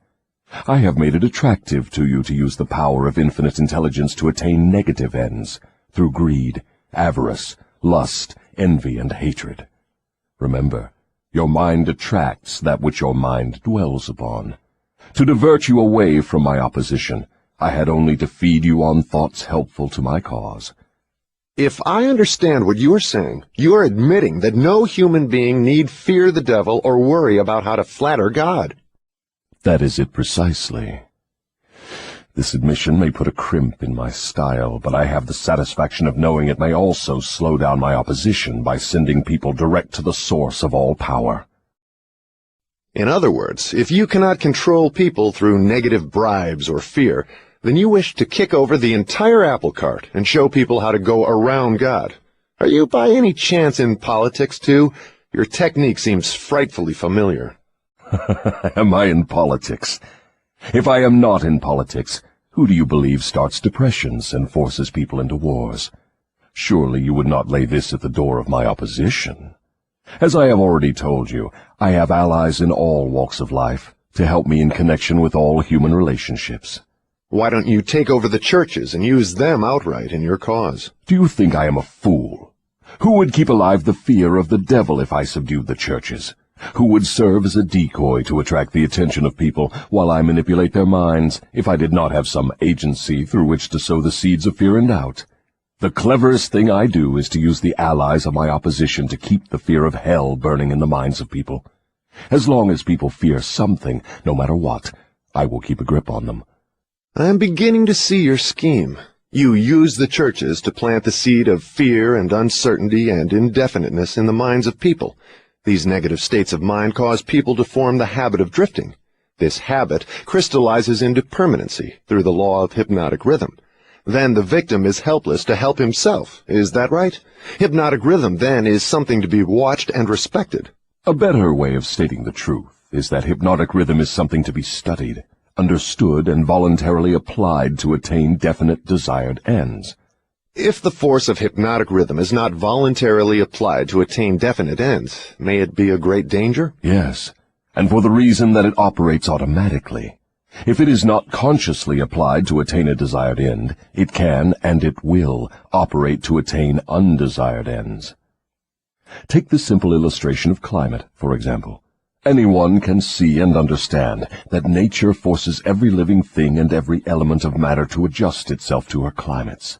In the tropics, she creates trees which bear fruit and reproduce themselves. She forces the trees to adjust themselves to her scorching sun. She forces them to put out leaves suitable for protection against the rays of the sun. These same trees could not survive if removed to the Arctic regions, where nature has established an entirely different climate. In the colder climate, she creates trees which are adjusted to survive and to reproduce themselves, but they could not survive if transplanted in the tropical regions. In the same manner, nature clothes her animals, giving to those in each different climate a covering suited to their comfort and survival in that climate. In a similar manner, nature forces upon the minds of men the influences of their environment, which are stronger than the individual's own thoughts. Children are forced to take on the nature of all influences of those around them, unless their own thoughts are stronger than the influences. Nature sets up a definite rhythm for every environment, and everything within the range of that rhythm is forced to conform to it. Man alone has the power to establish his own rhythm of thought, providing he exercises this privilege before hypnotic rhythm has forced upon him the influences of his environment. Every home, every place of business, every town and village, and every street and community center has its own definite, discernible rhythm. If you wish to know what a difference there is in the rhythms of streets, take a walk up Fifth Avenue in New York, and then down a street in the slums. All forms of rhythm become permanent with time. Does each individual have his own rhythm of thought? Yes, that is precisely the major difference between individuals. The person who thinks in terms of power, success, opulence, sets up a rhythm which attracts these desirable possessions. The person who thinks in terms of misery, failure, defeat, discouragement, and poverty attracts these undesirable influences. This explains why both success and failure are the result of habit. Habit establishes one's rhythm of thought, and that rhythm attracts the object of one's dominating thoughts. Hypnotic rhythm is something resembling a magnet which attracts things for which it has a magnetic affinity. Is that correct? Yes, that is correct. That is why the poverty-stricken herd themselves into the same communities. It explains that old saying, misery loves company. It also explains why people who begin to succeed in any undertaking find that success multiplies with less effort as time goes on. All successful people use hypnotic rhythm, either consciously or unconsciously, by expecting and demanding success. The demand becomes a habit, hypnotic rhythm takes over the habit, and the law of harmonious attraction translates it into its physical equivalent. In other words, if I know what I want from life, demand it, and back my demand by a willingness to pay life's price for what I want, and refuse to accept any substitutes, the law of hypnotic rhythm takes over my desire and helps, by natural and logical means, to transmute it into its physical counterpart. Is that true? That describes the way the law works. Science has established irrefutable evidence that people are what they are because of heredity and environment. They bring over with them at birth a combination of all the physical qualities of all their numberless ancestors. After they arrive here, they reach the age of self-consciousness, and from there on, they shape their own personalities and more or less fix their own earthly destinations as the result of the environmental influences to which they are subjected, especially the influences which control them during early childhood. These two facts have been so well established, there's no room for any intelligent person to question them. How can hypnotic rhythm change the nature of a physical body, which is a combination of thousands of ancestors who have lived and died before one is born? How can hypnotic rhythm change the influence of one's environment? People who are born in poverty and ignorance have a strong tendency to remain poverty-stricken and ignorant all through life. What, if anything, can hypnotic rhythm do about this? Hypnotic rhythm cannot change the nature of the physical body one inherits at birth, but it can and it does modify change, control and make permanent one's environmental influences. If I understand what you mean, a human being is forced by nature to take on and become a part of the environment he chooses, or the environment that may be forced upon him? That is correct. But there are ways and means by which an individual may resist the influences of an environment he does not wish to accept, and also a method of procedure by which one may reverse the application of hypnotic rhythm from negative to positive ends. Do you mean that there is a definite method by which hypnotic rhythm can be made to serve instead of destroy one? I mean just that. Tell me how this astounding end may be attained. For my description to be of any practical value, it will be necessarily lengthy, because it will have to cover 7 principles of psychology which must be understood and applied by all who use hypnotic rhythm to aid them in forcing life to yield that which they want. Then break your description into 7 parts, each giving a detailed analysis of one of the 7 principles with simple instructions for its practical application. Your Majesty will now proceed to unfold the secrets of the 7 principles through which human beings may force life to provide them with spiritual, mental, and physical freedom. Do not be sparing in your description of these principles. I want a complete illustration of how the principles may be used by anyone who chooses to use them. Tell us all you know about the principle of definiteness of purpose. If you go through with this mad idea of publishing my confession, you will open the gates of hell and turn loose all the precious souls I have collected back down through the ages. You will deprive me of souls yet unborn. You will release from my bondage millions now living. Stop, I beg of you. Open up. Let's hear what you have to say about the principle of definiteness of purpose. You are pouring water on the fires of hell, but the responsibility is yours, not mine. I may as well tell you that any human being who can be definite in his aims and plans can make life hand over whatever is wanted. That is a broad claim, Your Majesty. Do you wish to tone it down a bit? Tone it down? No, I wish to tone it up. When you hear what I now have to say, you will understand why the principle of definiteness is so important. My opposition uses a clever little trick to cheat me of my control over people. The opposition knows that definiteness of purpose closes the door of one's mind so tightly against me that I cannot break through unless I can induce one to form the habit of drifting. Why doesn't your opposition give your secret to all people by telling them to avoid you through definiteness of purpose? You have already admitted that 2 out of every 100 people belong to your opposition. Because I am more clever than my opposition. I draw people away from definiteness with my promises. You see, I control more people than my opposition because I am a better salesman and a better showman. I attract people by feeding them liberally of the thought habits in which they like to indulge. Is definiteness of purpose something with which one must be born, or may it be acquired? Everyone, as I have told you before, is born with the privilege of being definite, but 98 out of every 100 people lose this privilege by sleeping on it. The privilege of definiteness can be maintained only by adopting it as a policy by which one is guided in all the affairs of life. Oh, I see. One takes advantage of the principle of definiteness, just as one may build a strong physical body, through constant, systematic use. Is that it? You have stated the truth clearly and accurately. Now I think we are getting somewhere, Your Majesty. We have at long last found the starting point from which all who become self-determining in life must take off. We have discovered from your astounding confession that your greatest asset is man's lack of caution, which enables you to lead him into the jungle of indefiniteness through simple bribes. We have learned, beyond the question of doubt, that anyone who adopts definiteness of purpose as a policy and uses it in all of his daily experiences cannot be induced to form the habit of drifting. Without the aid of the drifting habit, you are powerless to attract people through promises. Is this correct? I couldn't have stated the truth more clearly myself. Go ahead now and describe how people neglect their privilege of being free and self-determining through indefiniteness and drifting.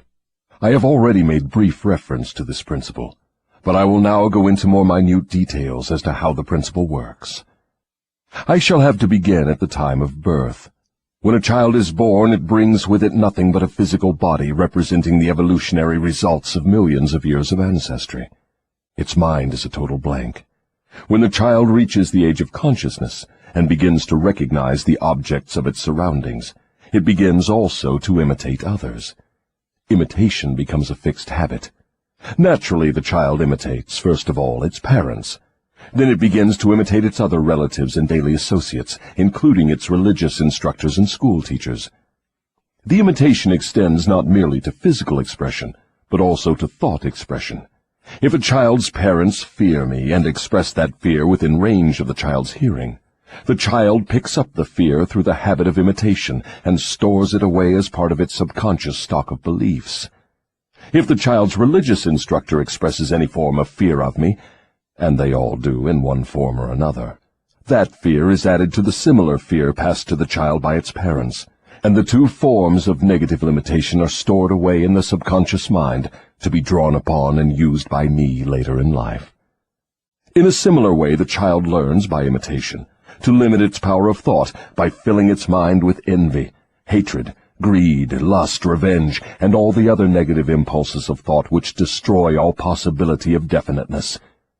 Meanwhile, I move in and induce the child to drift until I bind its mind through hypnotic rhythm.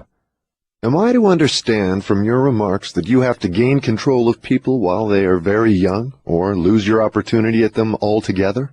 I prefer to claim them before they come into possession of their own minds. Once any person learns the power of his own thoughts, he becomes positive and difficult to subdue. As a matter of fact, I cannot control any human being who discovers and uses the principle of definiteness. Is the habit of definiteness a permanent protection against your control? No, not by any means. Definiteness closes the door of one's mind to me only as long as that person follows the principle as a matter of policy. Once any person hesitates, procrastinates, or becomes indefinite about anything, he is just one step removed from my control. What has definiteness to do with one's material circumstances? I want to know if one may acquire power through definiteness of purpose without inviting destruction through the law of compensation.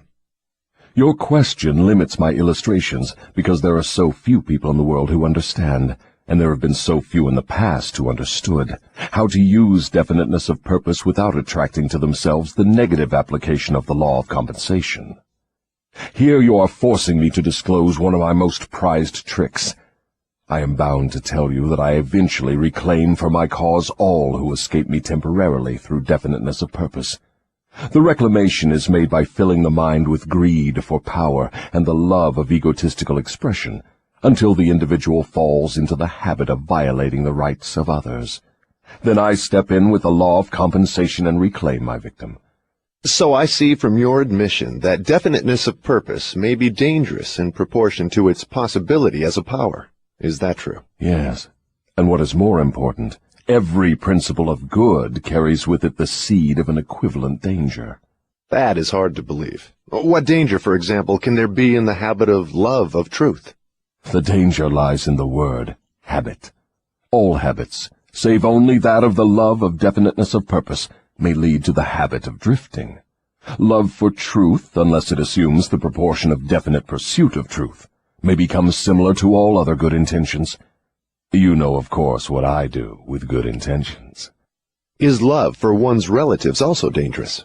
The love for anything or anyone, save only the love of definiteness of purpose, may become dangerous. Love is a state of mind which beclouds reason, saps willpower, and blinds one to facts and truth.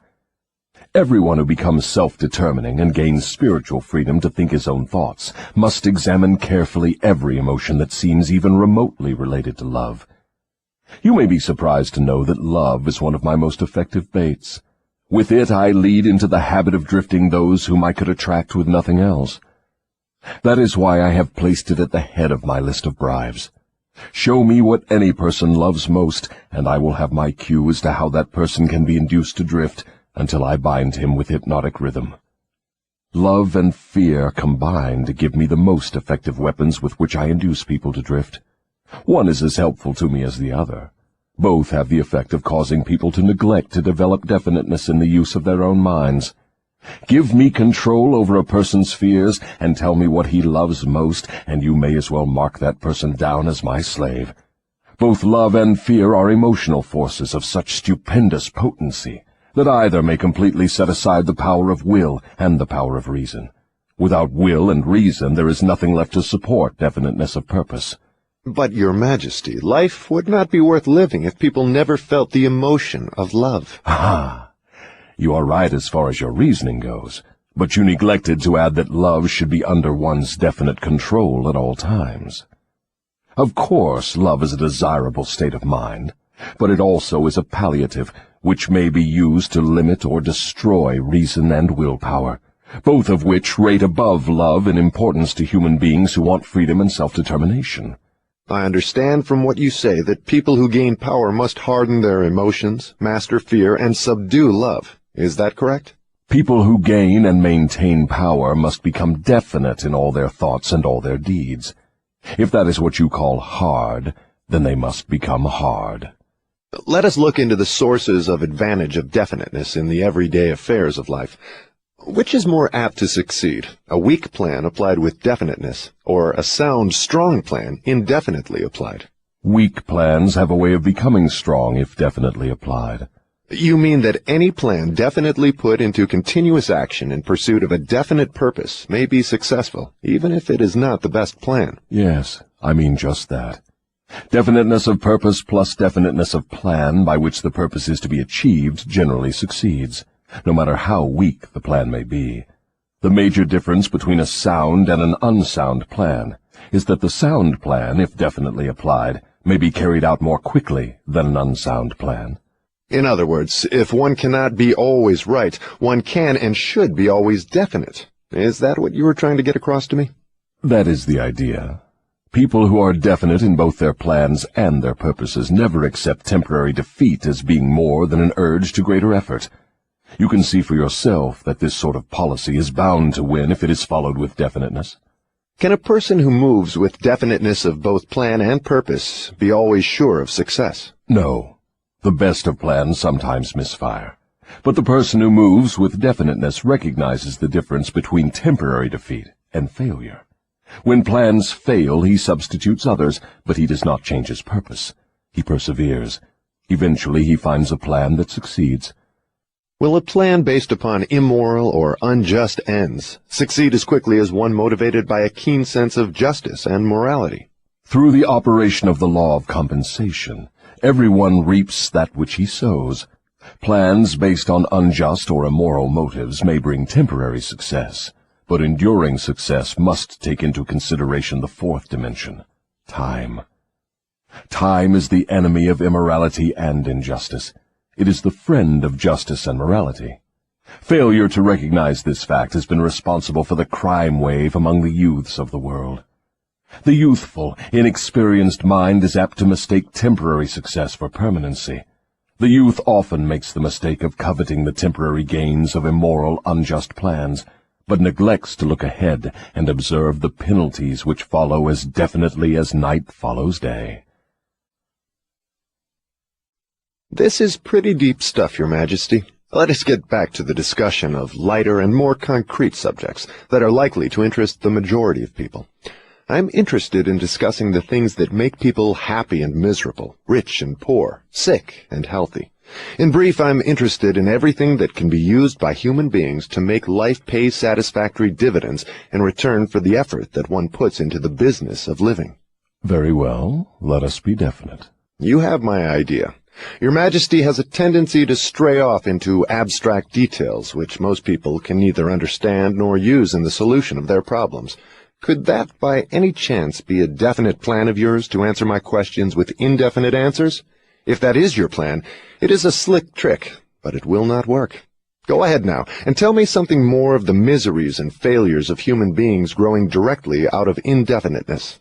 Why not permit me to tell you more of the pleasures and successes of people who understand and apply the principle of definiteness? I observe that sometimes people with definiteness of plan and purpose get what they ask from life, only to find after they get it that they do not want it. What then? Generally, one can get rid of whatever is not wanted by application of the same principle of definiteness with which the thing was acquired. A life that is lived with fullness of peace of mind, contentment, and happiness always divests itself of everything it does not want. Anyone who submits to annoyance by things he does not want is not definite. He is a drifter. What about married people who cease to want each other? Should they separate? Or is it true that all marriages are made in heaven, and the contracting parties are, therefore, forever bound by their bargain, even though it may prove to be a poor one for both? First, let me correct that old saying that all marriages are made in heaven.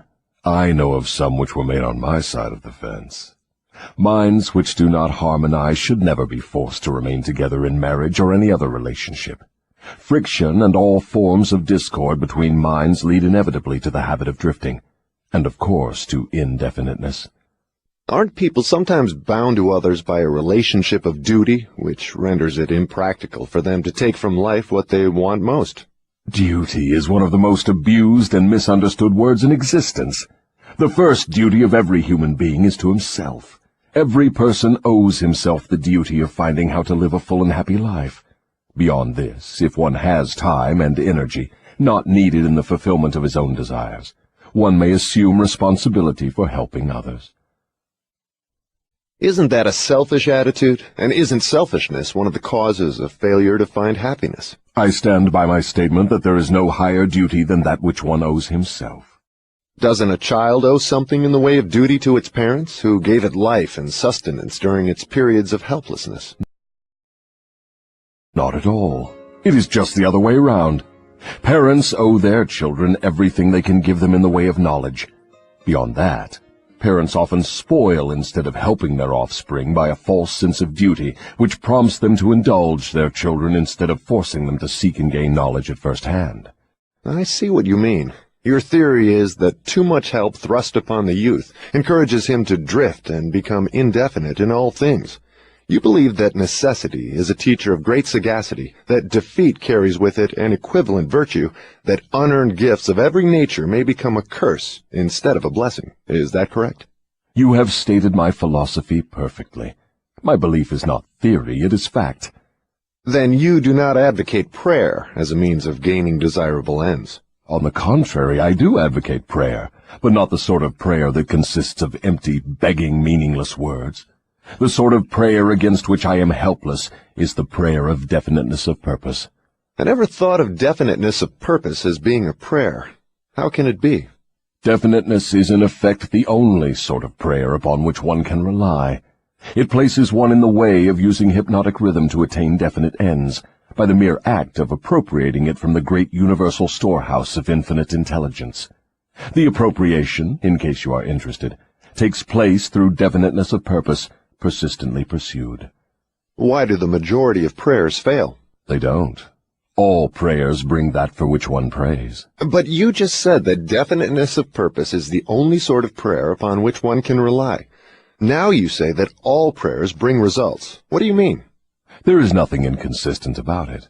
The majority of people who pray go to prayer only after everything else fails them. Naturally, they go with their minds filled with fear that the prayers will not be answered.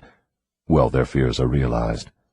The person who goes to prayer with definiteness of purpose and faith in the attainment of that purpose puts into motion the laws of nature, which transmute one's dominating desires into their physical equivalent.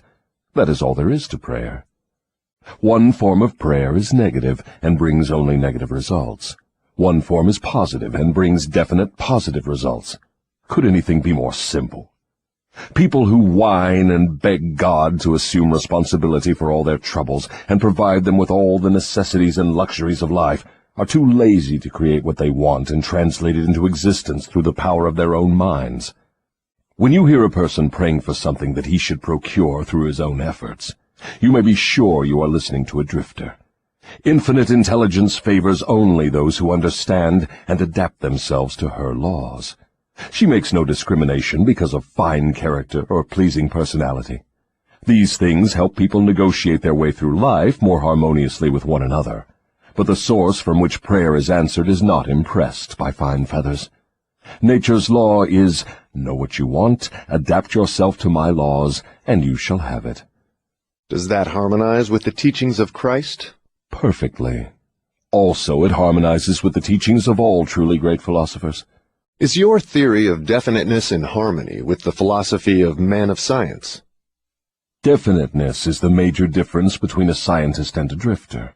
Through the principle of definiteness of purpose and plan, the scientist forces nature to hand over her most profound secrets.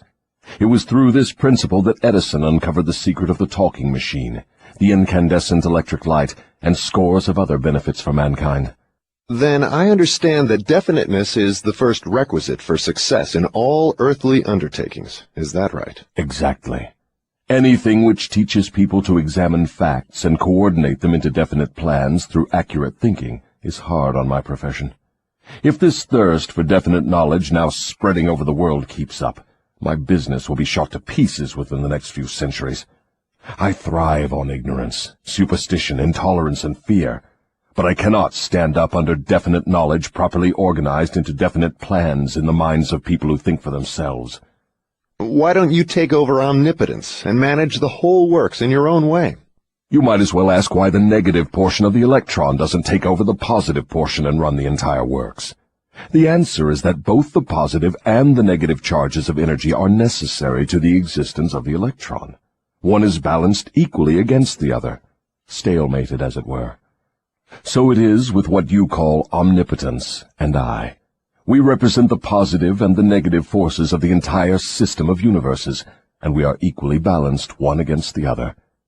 If this power of balance were shifted the slightest degree, the whole system of universes would become quickly reduced to a mass of inert matter. Now you know why I cannot take over the whole show and run it my way. If what you say is true, you have exactly the same power as omnipotence. Is that true? That is correct. My opposition, you call it omnipotence, expresses itself through the forces which you call good, the positive forces of nature. I express myself through the forces you call bad, the negative forces. Both good and bad are coincidental with existence. One is as important as the other. Then the doctrine of predestination is sound. People are born to success or failure, misery or happiness, to be good or bad, and they have nothing to do with this, nor can they modify their natures. Is that your claim? Emphatically not. Every human being has a wide range of choice in both his thoughts and his deeds. Every human being can use his brain for the reception and the expression of positive thoughts, or he can use it for the expression of negative thoughts. His choice in this important matter shapes his entire life. From what you have said, I gather the idea that human beings have more freedom of expression than either you or your opposition. Is that correct? That is true. Omnipotence and I are bound by immutable laws of nature. We cannot express ourselves in any manner not conforming to these laws. Then it is true that man has rights and privileges not available to either omnipotence or the devil. Is that the truth? Yes, that is true. But you might well have added that man is not yet fully awakened to the realization of this potential power. Man still regards himself as something resembling the worms in the dust.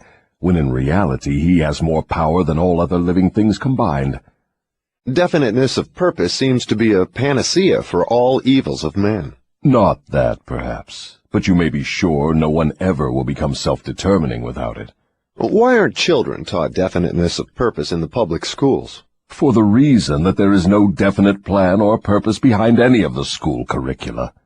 Children are sent to school to make credits and to learn how to memorize, not to learn what they want of life. What good is a school credit if one cannot convert it into the material and spiritual needs of life? I am only a devil, not an unwinder of riddles. I deduce from all you say that neither the schools nor the churches prepare the youths of the world with a practical working knowledge of their own minds.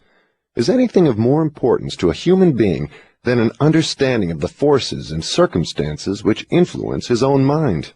The only thing of enduring value to any human being is a working knowledge of his own mind. The churches do not permit a person to inquire into the possibilities of his own mind, and the schools do not recognize that such a thing as a mind exists. Aren't you a little hard on the schools and the churches? No, I am merely describing them as they are, without bias or prejudice. Aren't the schools and the churches your bitter enemies? Their leaders may think they are, but I am impressed only by facts. The truth is this, if you must know it. The churches are my most helpful allies, and the schools run the churches a close second. On what specific or general grounds do you make this claim? On the grounds that both the churches and the schools help me to convert people to the habit of drifting. Do you realize that your charge is substantially a sweeping indictment of the two institutions of major importance which have been responsible for civilization in its present form? Do I realize it? Man alive, I gloat over it. If the schools and churches had taught people how to think for themselves, where would I be now? This confession of yours will disillusion millions of people whose only hope for salvation is in their churches. Isn't that a cruel thing to do to them? Wouldn't most people be better off living in the bliss of ignorance than to know the truth about you? What do you mean by the term salvation? From what are people being saved? The only form of enduring salvation that is worth a green fig to any human being is that which comes from recognition of the power of his own mind. Ignorance and fear are the only enemies from which men need salvation. You seem to hold nothing sacred. You are wrong. I hold sacred the one thing which is my master, the one thing I fear. What is that? The power of independent thought backed by definiteness of purpose. Then you do not have many people to fear. Only 2 out of every 100, to be exact. I control all others. Let's give the churches a rest and get back to the public schools. Your confession has shown clearly that you thrive and perpetuate yourself from one generation to another by the clever trick of taking over the minds of children before they have the chance to learn how to use their minds. I wish to know what is wrong with a public school system that permits the devil to control so many people. I wish to know also what can be done to the established system of teaching that will ensure all children the opportunity to learn, first, that they have minds, and second, how to use those minds to bring spiritual and economic freedom.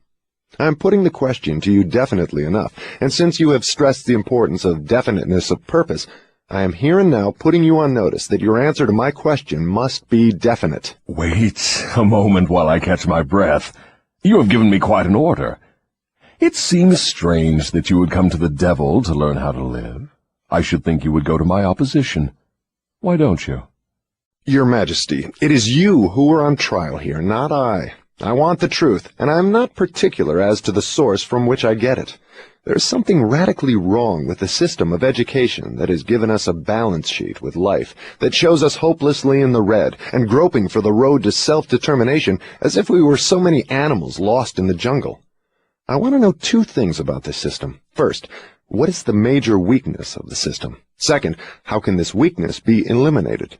The floor is yours again. Please, stick to the question and stop trying to decoy me into the discussion of deep abstract subjects. That's definite, is it not? You leave me no choice but that of direct answer. To begin with, the public school system approaches the subject of education from the wrong angle. The school system endeavors to teach children to memorize facts, instead of teaching them how to use their own minds. Is that all that is wrong with the system? Oh no, that is only the beginning. Another major weakness of the school system is that it does not establish in the minds of children either the importance of definiteness of purpose, or make any attempt to teach youths how to be definite about anything. The major object of all schooling is to force the students to cram their memories with facts, instead of teaching them how to organize and make practical use of facts. This cramming system centers the attention of students on the accumulation of credits, but overlooks the important question of how to use knowledge in the practical affairs of life. This system turns out graduates whose names are inscribed upon parchment certificates, but whose minds are empty of self-determination. The school system got off to a bad start at the beginning. The schools began as institutions of higher learning, operated entirely for the select few whose wealth and family entitled them to education. Thus, the entire school system was evolved by beginning at the top and working back down to the bottom. It is no wonder the system neglects to teach children the importance of definiteness of purpose, when the system itself has literally evolved through indefiniteness. What would correct this weakness of the public school system? Let's not complain of the weakness of the system unless we are prepared to offer a practical remedy with which it can be corrected. In other words, while we are discussing the importance of definiteness of plan and purpose, let us take our own medicine and be definite. Why don't you lay off the schools and churches and save yourself plenty of trouble? Don't you know that you are poking your nose into the affairs of the two forces that control the world? Suppose you do show up the schools and the churches as being weak and inadequate for the needs of human beings. What then? With what are you going to replace these two institutions? Stop trying to evade my questions by the old trick of asking a counter-question. I do not propose to replace the schools and churches, but I do propose to find out, if I can, how these organized forces can be modified so that they will serve people instead of keeping them in ignorance. Go ahead now and give me a detailed catalog of all the changes in the public school system which would improve it. So you want the entire catalog, do you? Do you want the suggested changes in the order of their importance? Describe the changes needed, just as they come to you. You are forcing me to commit an act of treason against myself. But here it is. Reverse the present system by giving children the privilege of leading in their schoolwork instead of following orthodox rules designed only to impart abstract knowledge. Let instructors serve as students, and let the students serve as instructors. As far as possible, organize all schoolwork into definite methods through which the student can learn by doing, and direct the classwork so that every student engages in some form of practical labor connected with the daily problems of life. Ideas are the beginning of all human achievement. Teach all students how to recognize practical ideas that may be of benefit in helping them acquire whatever they demand of life. Teach the students how to budget and use time. And above all, teach the truth that time is the greatest asset available to human beings, and the cheapest. Teach the student the basic motives by which all people are influenced, and show how to use these motives in acquiring the necessities and the luxuries of life.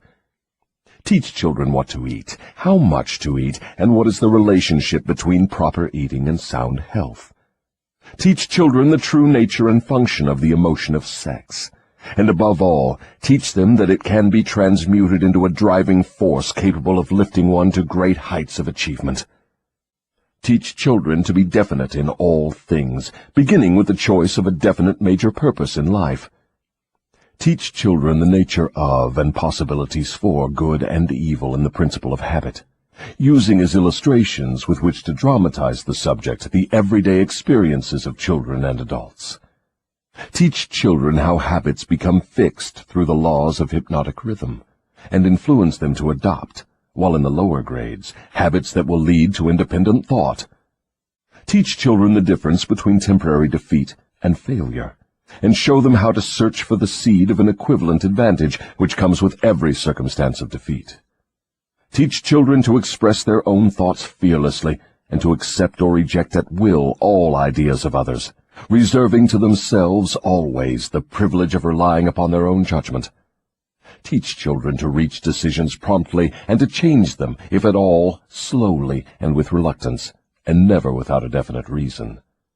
Teach children that the human brain is the instrument with which one receives from the great storehouse of nature the energy which is specialized into definite thoughts, that the brain does not think, but serves as an instrument for the interpretation of stimuli which cause thought. Teach children the value of harmony in their own minds, and that this is attainable only through self-control.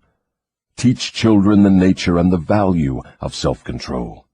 Teach children that there is a law of increasing returns which can be and should be put into operation as a matter of habit, by rendering always more service and better service than is expected of them. Teach children the true nature of the Golden Rule, and above all show them that through the operation of this principle, everything they do to and for another, they also do to and for themselves. Teach children not to have opinions unless they are formed from facts, or beliefs which may reasonably be accepted as facts. Teach children that cigarettes, liquor, narcotics, and overindulgence in sex destroy the power of will and lead to the habit of drifting. Do not forbid these evils, just explain them. Teach children the danger of believing anything merely because their parents, religious instructors, or someone else says it is so. Teach children to face facts, whether they are pleasant or unpleasant, without resorting to subterfuge or offering alibis. Teach children to encourage the use of their sixth sense, through which ideas present themselves in their minds from unknown sources, and to examine all such ideas carefully.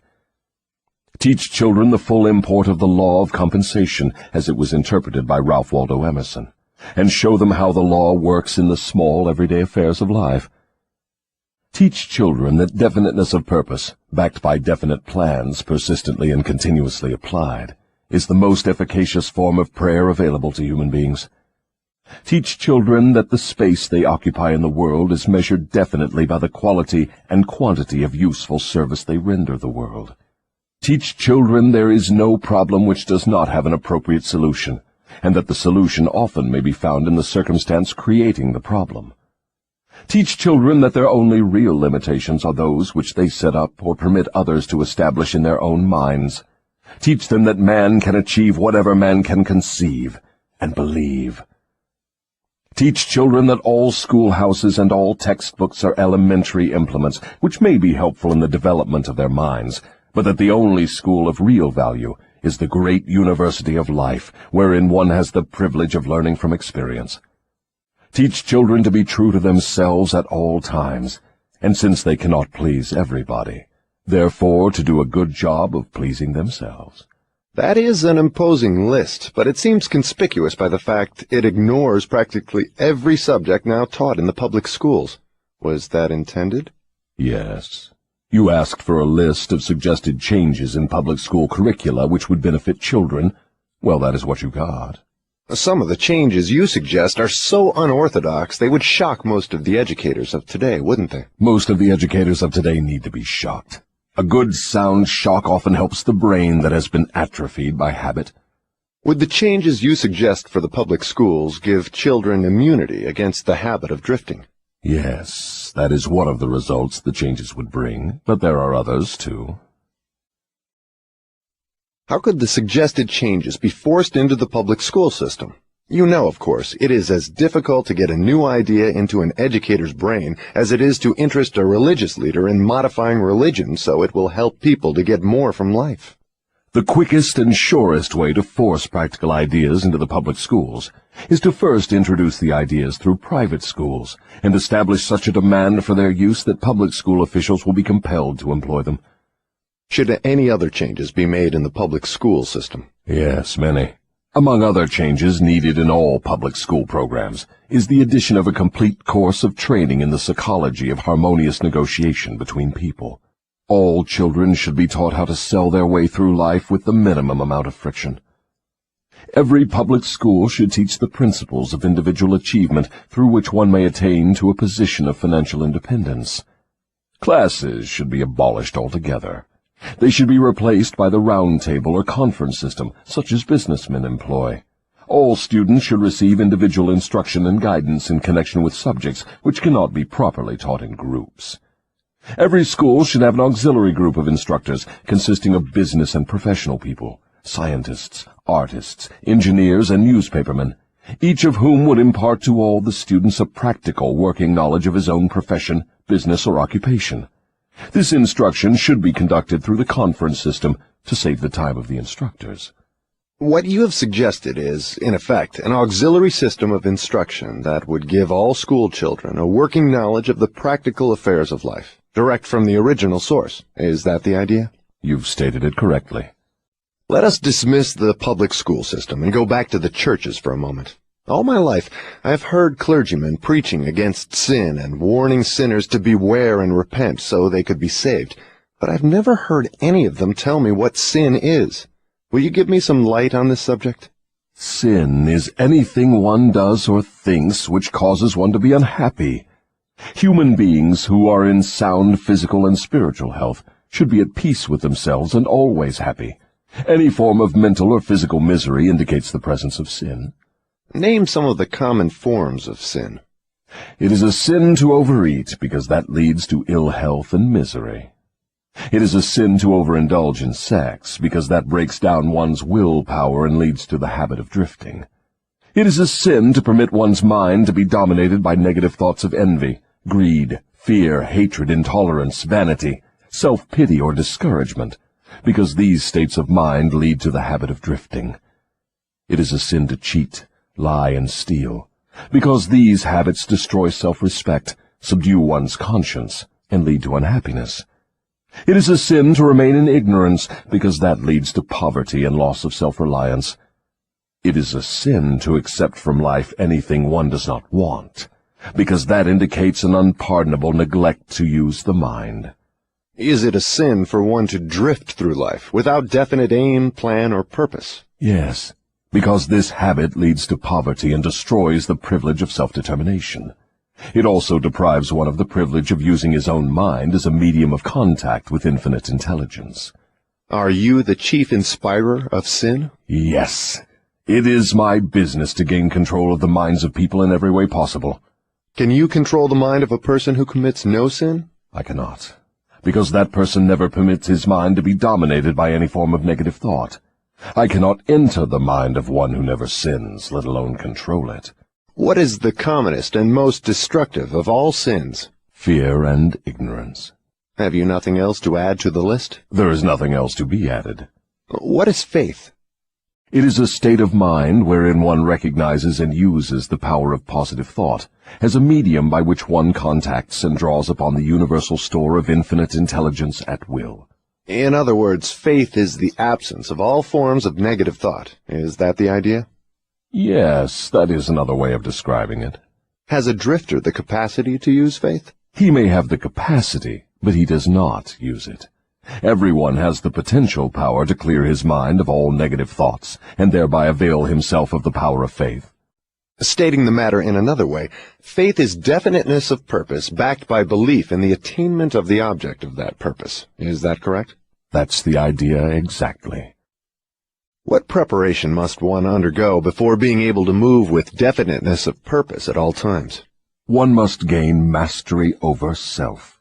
This is the second of the 7 principles. The person who is not master of himself can never be master of others. Lack of self-mastery is, of itself, the most destructive form of indefiniteness.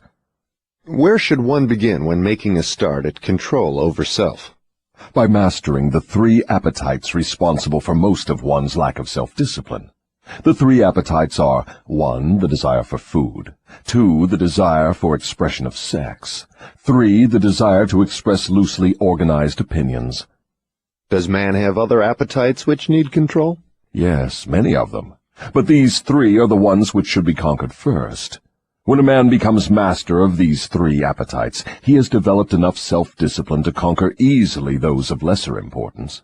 But these are natural appetites. They must be indulged if one is to be healthy and happy.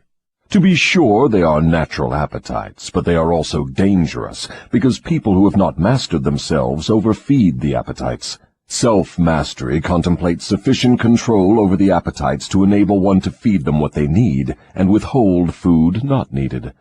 Your viewpoint is both interesting and educational. Describe the details through which I may understand how and under what circumstances people overfeed the appetites. Take the desire for physical food, for example. The majority of people are so weak in self-discipline they fill their stomachs with combinations of rich food which please the taste but overwork the organs of digestion and elimination. They pour into their stomachs both quantity and combinations of food, which the body chemist can dispose of only by converting the food into deadly toxic poisons. These poisons clog and stagnate the body's sewer system until it slows down in its work of elimination of waste matter. After a while, the sewer system stops working altogether, and the victim has what he calls constipation. By that time, he is ready for the hospital. Auto-intoxication, or body sewer poisoning, takes the machinery of the brain and rolls it into something resembling a wad of putty. The victim then becomes sluggish in his physical movements and mentally irritable and fussy. If he could only take one good look at and one bad smell of his sewer system, he would be ashamed to look himself in the face. City sewers are not the pleasantest of places when they become overloaded or clogged, but they are clean and sweet compared with the intestinal sewer when it has been overloaded or clogged. This is not a pretty story to be associated with the pleasant and necessary act of eating, but that is where it belongs, because overeating and wrong food combinations are the evils which cause auto-intoxication. People who eat wisely and keep their body sewers clean handicap me, because a clean body sewer generally means a sound body and a brain that functions properly. Imagine, if your imagination can be stretched that far, how any human being could move with definiteness of purpose with his body sewer filled with enough poison to kill 100 people if it were injected into their bloodstream directly. And all this trouble is the result of lack of control over the physical appetite for food. Well, if you wish to be absolutely correct, you should say that improper eating is responsible for the majority of the ills of the body, and practically all headaches. If you want proof of this, select 100 people suffering with headaches and give each of them a thorough washing out of their body sewer systems with a high enema, and observe that no fewer than 95 of the headaches will disappear within a few minutes after the sewers have been cleaned. From all you say about the intestinal tract, I gather the impression that mastery over the physical appetite for food means also mastery over the habit of neglecting to keep the intestines clean. Yes, that is true. It is just as important to eliminate the waste matter of the body and the unused portions of food as it is to take the right amount and the correct combinations of food. I never thought of auto-intoxication as being one of your devices of control over people, and I am utterly shocked to know how many people are victims of this subtle enemy. Let's hear what you have to say of the other two appetites. Well, take the desire for sex expression. Now there is a force with which I master the weak and the strong, the old and the young, the ignorant and the wise. In fact, I master all who neglect to master sex. How can one master the emotion of sex? By the simple process of transmuting that emotion into some form of activity other than copulation. Sex is one of the greatest of all forces which motivate human beings. Because of this fact, it is also one of the most dangerous forces.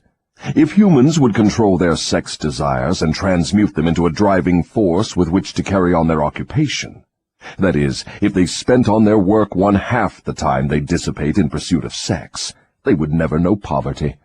Do I understand you to imply there is a relationship between sex and poverty? Yes, where sex is not under definite control. If allowed to run its natural course, sex will quickly lead one into the habit of drifting. Is there any relationship between sex and leadership? Yes. All great leaders in every walk of life are highly sexed, but they follow the habit of controlling their sex desires, switching them into a driving force behind their occupation. Is the habit of overindulgence in sex as dangerous as the habit of taking narcotics or liquor? There is no difference between these habits. Both lead to hypnotic control through the habit of drifting. Why does the world look upon sex as something vulgar? Because of the vulgar abuse people have made of this emotion. It is not sex that is vulgar. It is the individual who neglects or refuses to control and guide it. Do you mean by your statement that one should not indulge the desire for sex? No. I mean that sex, like all other forces available to man, should be understood, mastered, and made to serve man. The desire for sex expression is as natural as the desire for food. The desire can no more be killed than one can entirely stop a river from flowing. If the emotion of sex is shut off from the natural mode of expression, it will break out in some other, less desirable form, just as a river will, if dammed, break through and flow around the dam. The person who has self-discipline understands the emotion of sex, respects it, and learns to control and transmute it into constructive activities. Just what damage is there in overindulgence of sex? The greatest damage is that it depletes the source of man's greatest driving force and wastes, without adequate compensation, man's creative energy. It dissipates energy needed by nature to maintain physical health. Sex is nature's most useful therapeutic force. It depletes the magnetic energy which is the source of an attractive, pleasing personality.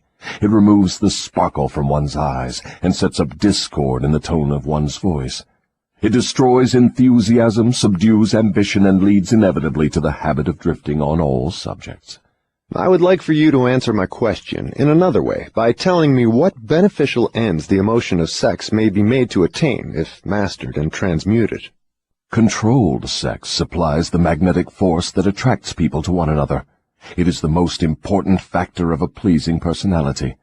It gives quality to the tone of voice, and enables one to convey through the voice any feeling desired. It serves, as nothing else can serve, to give motive power to one's desires. It keeps the nervous system charged with the energy needed to carry on the work of maintaining the body. It sharpens the imagination and enables one to create useful ideas. It gives quickness and definiteness to one's physical and mental movements. It gives one persistence and perseverance in the pursuit of one's major purpose in life. It is a great antidote for all fear. It gives one immunity against discouragement. It helps to master laziness and procrastination. It gives one physical and mental endurance while undergoing any form of opposition or defeat. It gives one the fighting qualities necessary under all circumstances for self-defense. In brief, it makes winners and not quitters. Are those all the advantages you claim for controlled sex energy? No, they are only some of the more important benefits it provides. Perhaps some will believe the greatest of all the virtues of sex is that it is nature's method of perpetuation of all living things. This alone should remove all thought that sex is vulgar.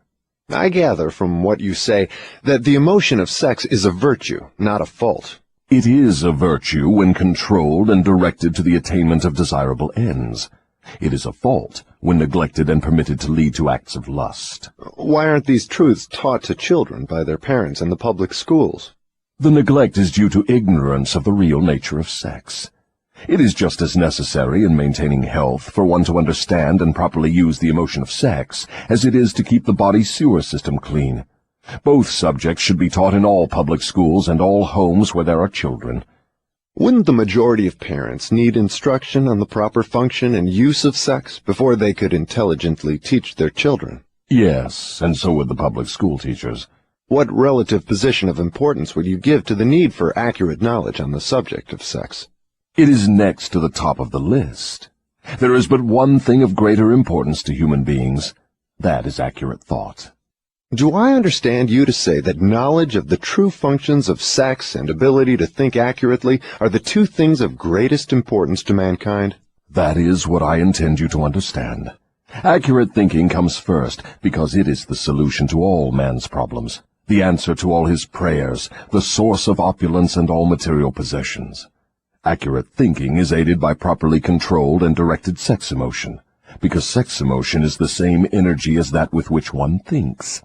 It begins with those who desire self-determination sufficiently to be willing to pay its price. No one can be entirely free, spiritually, mentally, physically, and economically, without learning the art of accurate thinking. No one can learn to think accurately without including, as a part of the needed knowledge, information on the control of sex emotion through transmutation. It will be a great surprise to many people to learn there is so close a relationship between thinking and sex emotion. Tell us now about the third appetite, and let's see what it has to do with self-discipline. The habit of expressing loosely organized opinions is one of the most destructive of habits. Its destructiveness consists in its tendency to influence people to guess instead of searching for the facts when they form opinions, create ideas, or organize plans. The habit develops a grasshopper mind, one that jumps from one thing to another but never completes anything. And, of course, carelessness in the expression of opinions leads to the habit of drifting. From there it is only a step or two until one is bound by the law of hypnotic rhythm, which automatically prohibits accurate thinking. What other disadvantages are there in free expression of opinions? The person who talks too much informs the world of his aims and plans, and gives to others the opportunity to profit by his ideas. Wise men keep their plans to themselves, and refrain from expressing uninvited opinions. This prevents others from appropriating their ideas, and makes it difficult for others to interfere with their plans. Why do so many people indulge in the habit of expressing uninvited opinions? The habit is one way of expressing egotism and vanity. The desire for self-expression is inborn in people. The motive back of the habit is to attract the attention of others and to impress them favorably. Actually, it has just the opposite effect. When the self-invited speaker attracts attention, it usually is unfavorable. Yes. What other disadvantages has the habit? The person who insists on talking seldom has an opportunity to learn by listening to others. But isn't it true that a magnetic speaker often puts himself in the way of opportunity to benefit himself by attracting the attention of others through his powers of oratory? Yes, a magnetic orator does have an asset of tremendous value in his ability to impress people by his speech. But he cannot make the best use of this asset if he forces his speech on others without their invitation. No single quality adds more to one's personality than the ability to speak with emotional feeling, force, and conviction. But the speaker must not impose his speech upon others without being invited to do so. There is an old saying that nothing is worth more than its actual cost. This applies as well to the free, uninvited expression of opinions as to material things. What about people who volunteer their opinions by expressing them in writing? Do they also suffer by lack of self-discipline? One of the worst pests on earth is the person who writes uninvited letters to people of prominence. Men in public office, moving picture stars, men who have succeeded in business or written a best-selling book. And people whose names appear often in the newspapers are continuously besieged by people who write letters expressing their opinion on all subjects. But the writing of uninvited letters is a harmless way of finding pleasure through self-expression, is it not? What damage does one do by the habit? Habits are contagious. Every habit attracts a flock of its relatives. The habit of doing anything that is useless leads to the formation of other habits that are useless, especially the habit of drifting. But that is not all the dangers associated with the habit of indulging in uninvited expression of opinions. The habit creates enemies and places in their hands dangerous weapons by which they may do great injury to the one who indulges in it. Thieves and confidence men and racketeers pay big prices for the names and addresses of the writers of uninvited letters. Knowing as they do, the writers of these letters become easy victims of all manner of schemes that result in the loss of their money. They refer to the writers of such letters as nuts.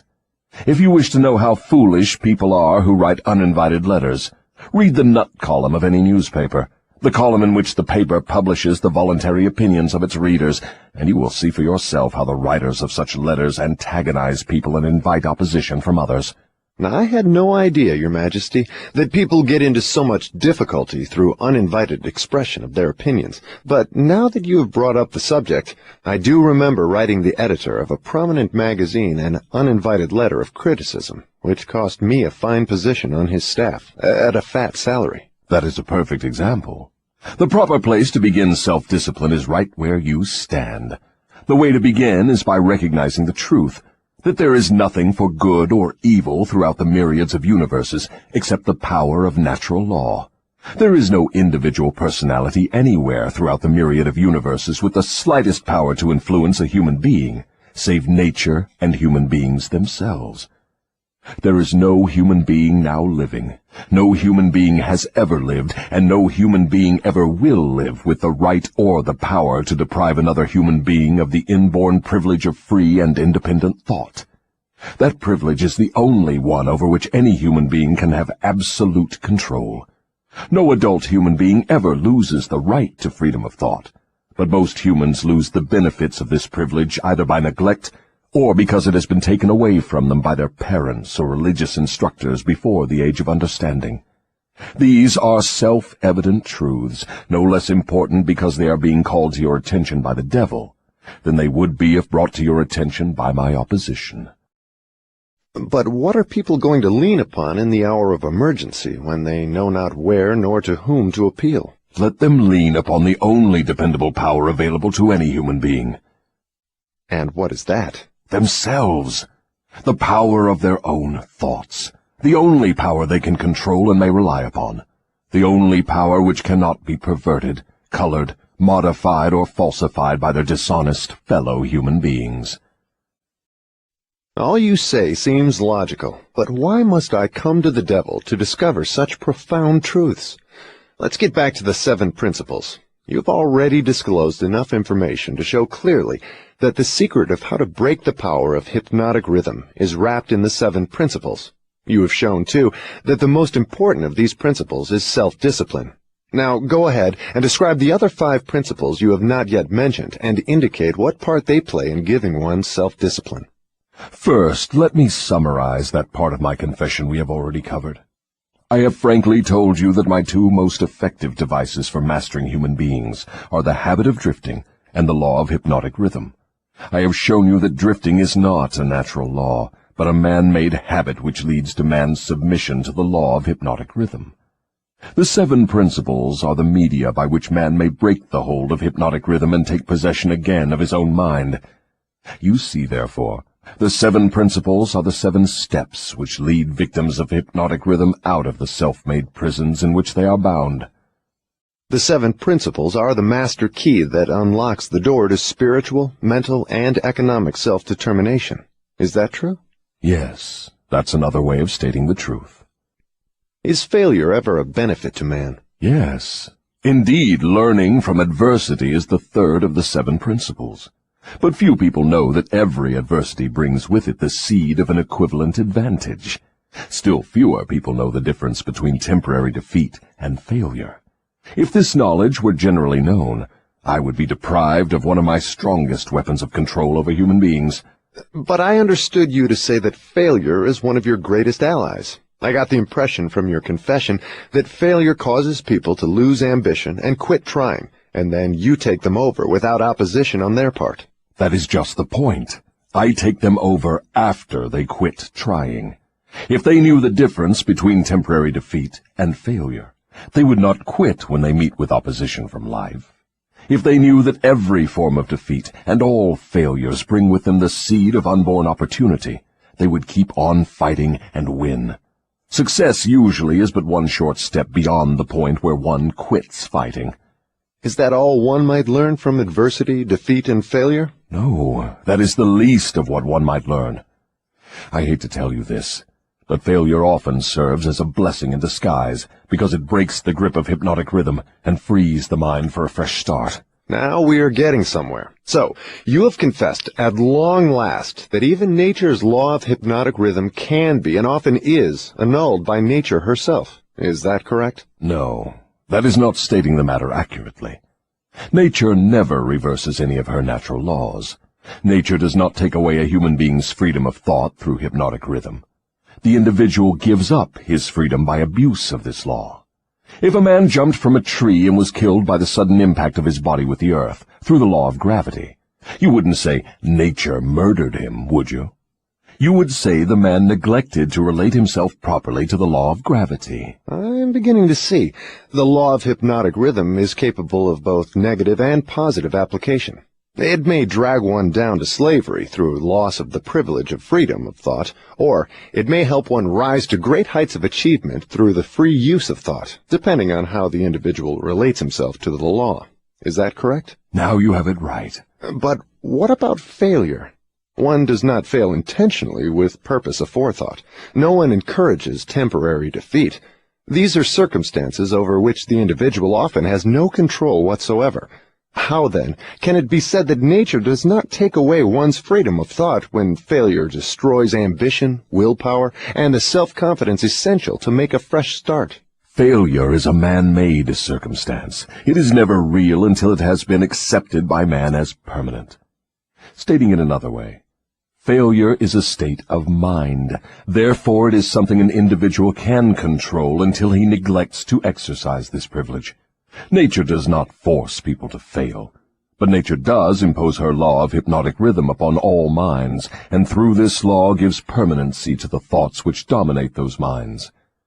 In other words, failure thoughts are taken over by the law of hypnotic rhythm and made permanent if the individual accepts any circumstances as being permanent failure.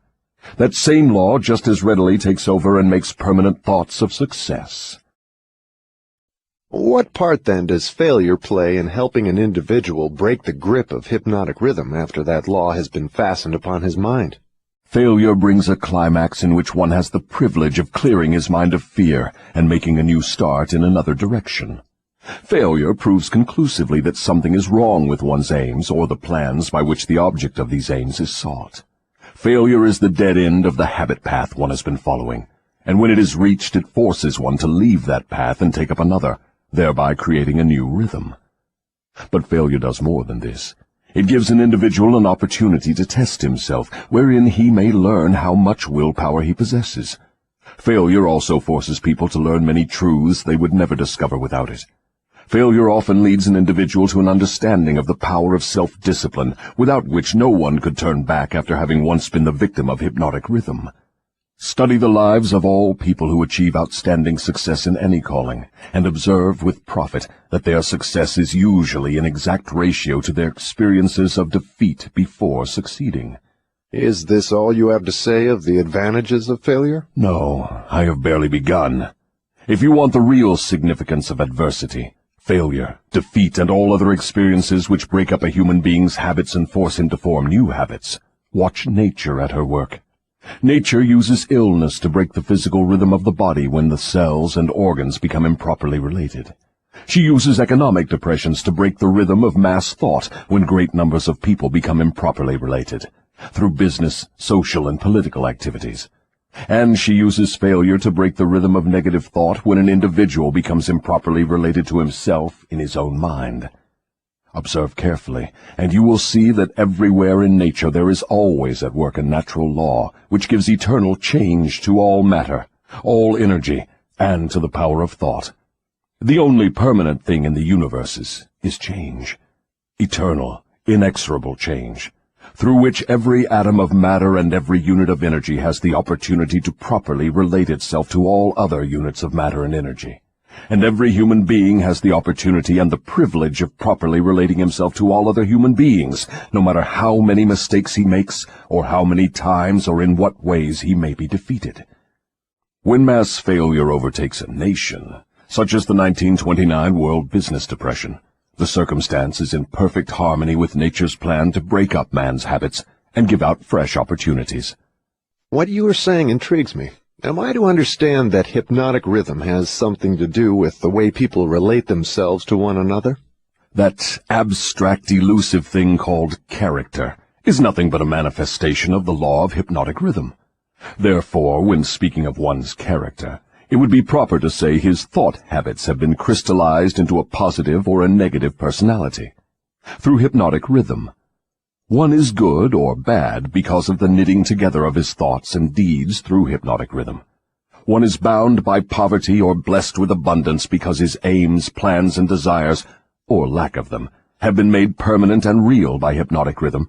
Is that all you have to say of the connection between hypnotic rhythm and human relationships? No, I have just begun.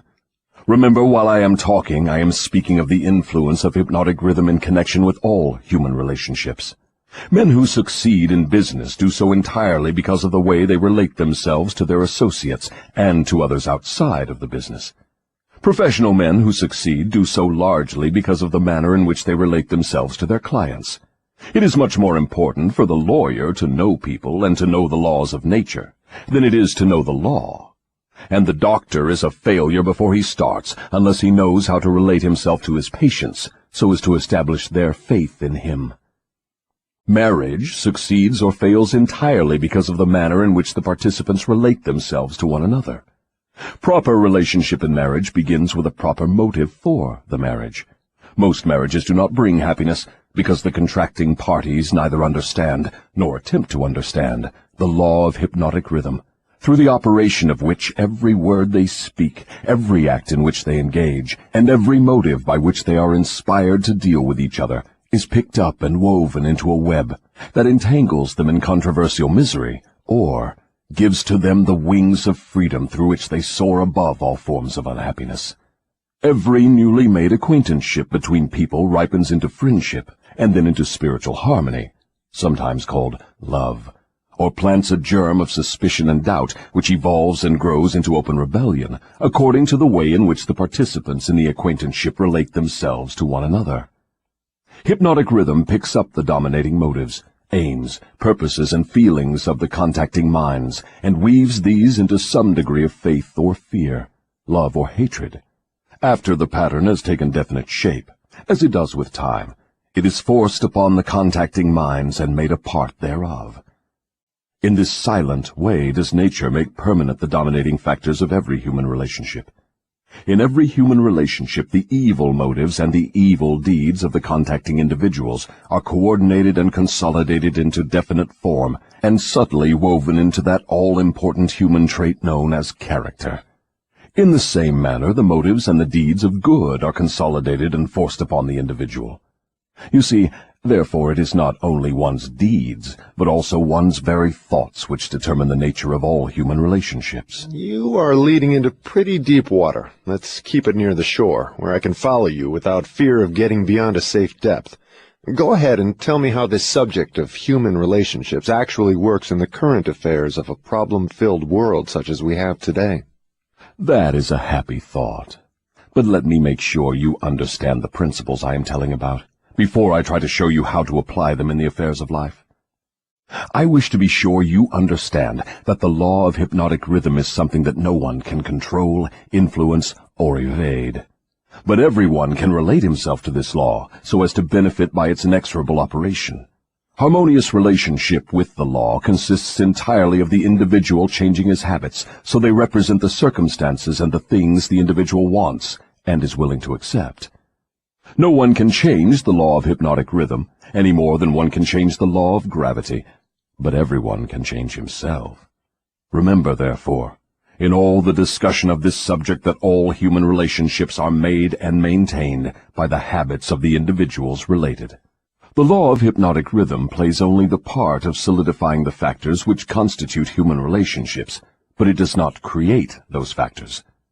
Before we go further with the discussion of human relationships, I want you to get a clear understanding of the subconscious mind. The term subconscious mind represents a hypothetical physical organ which has no actual existence.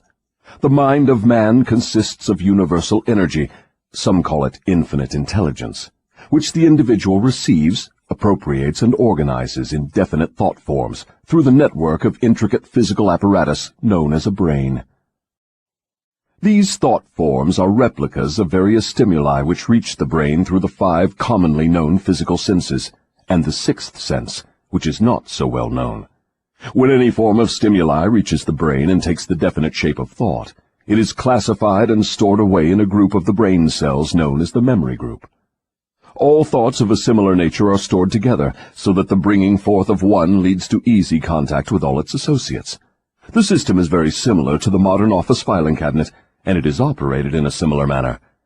The thought impressions with which one mixes the greatest amount of emotion or feeling are the dominating factors of the brain because they are always near the surface, at the top of the filing system, so to speak, where they spring into action voluntarily the moment an individual neglects to exercise self-discipline.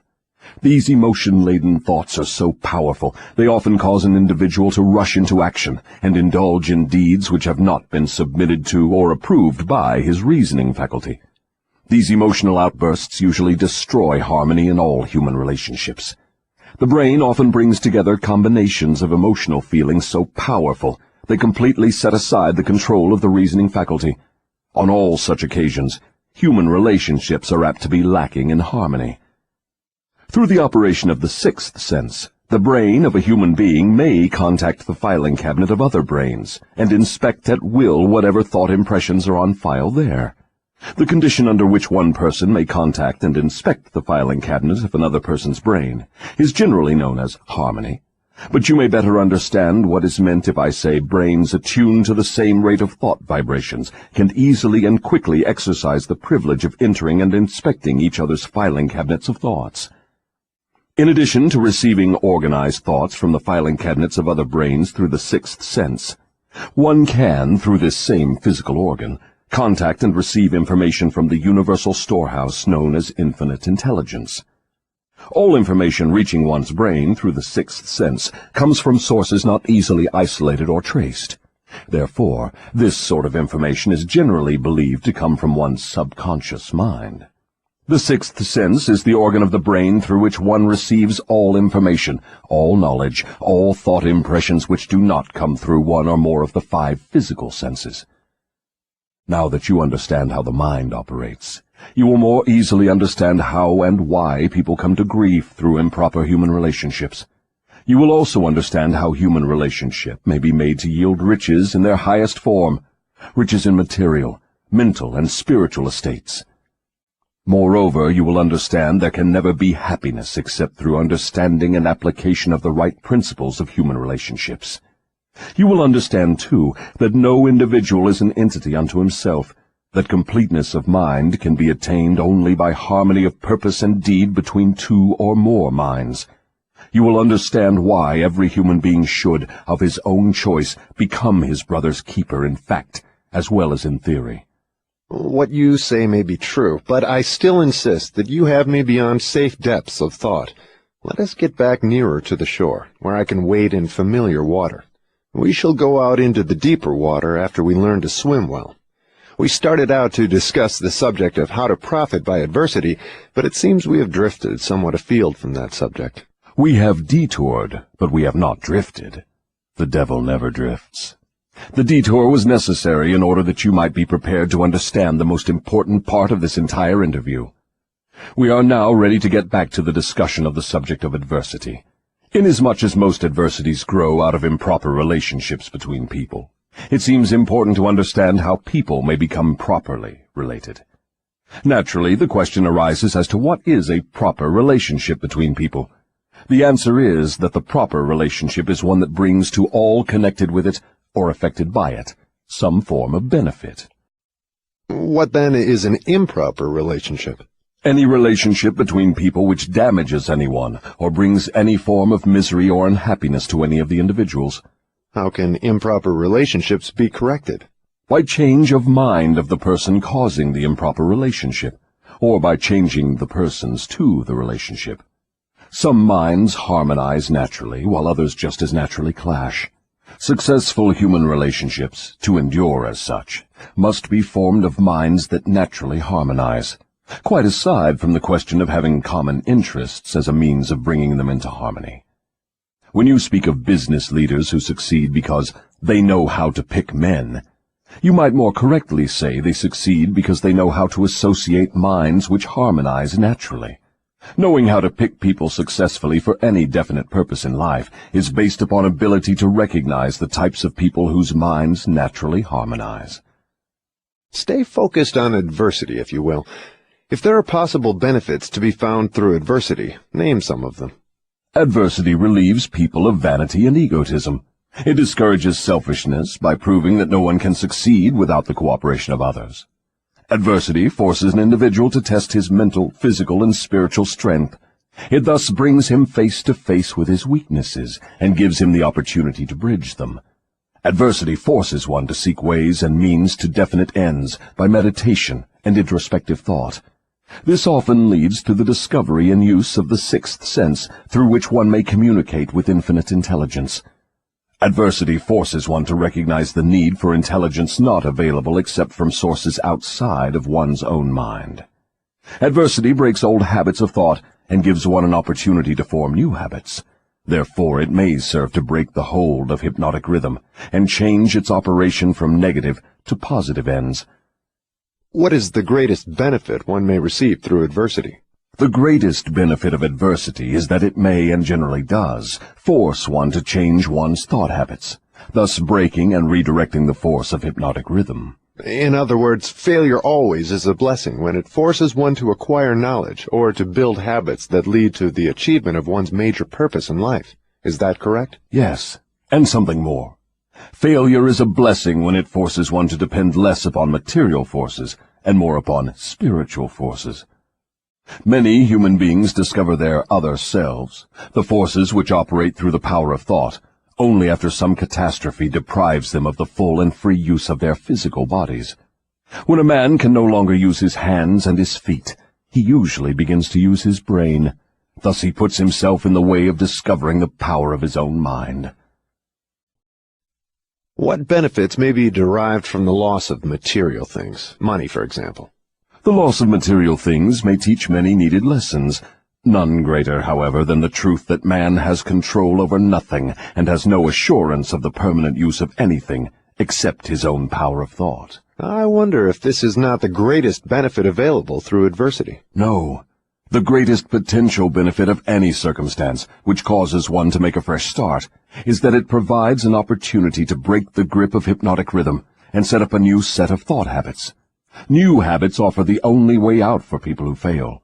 Most people who escape from the negative to the positive operation of the law of hypnotic rhythm do so only because of some form of adversity which forces them to change their thought habits. Isn't adversity apt to break one's self-reliance and cause one to give up hope? It has that effect on those whose willpower is weak through long-established habits of drifting. It has the opposite effect on those who have not been weakened through drifting. The non-drifter meets with temporary defeat and failure, but his reaction to all forms of adversity is positive. He fights instead of giving up, and usually wins.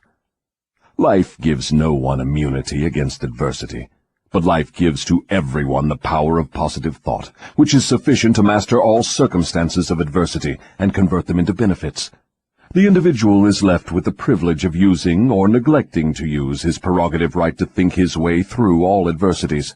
Every individual is forced either to use his thought power for the attainment of definite positive ends, or by neglect or design, use this power for the attainment of negative ends. There can be no compromise, no refusal to use the mind.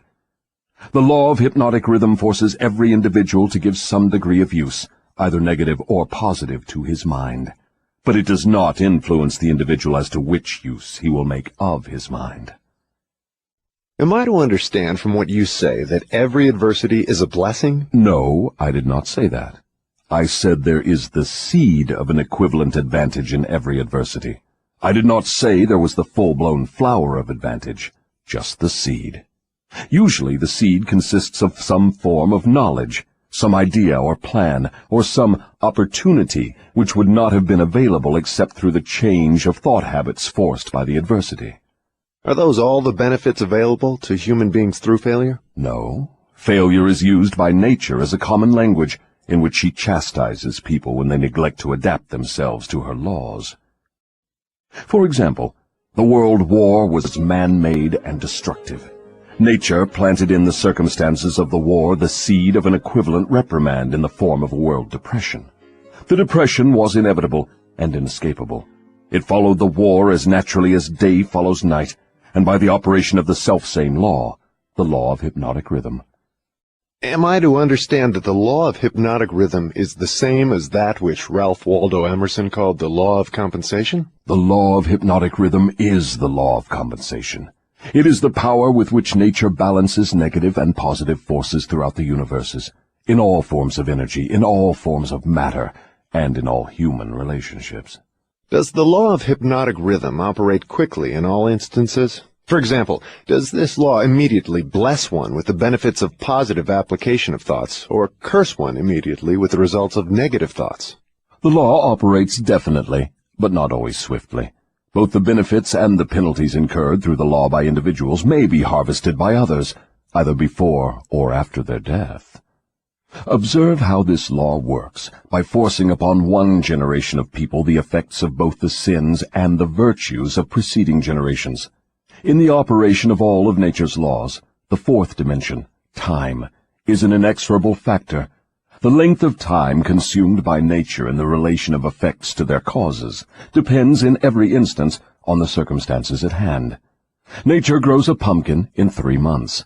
A good-sized oak tree requires 100 years. She converts a hen's egg into a chicken in 4 weeks, but she requires 9 months to convert the egg of a human being into an individual.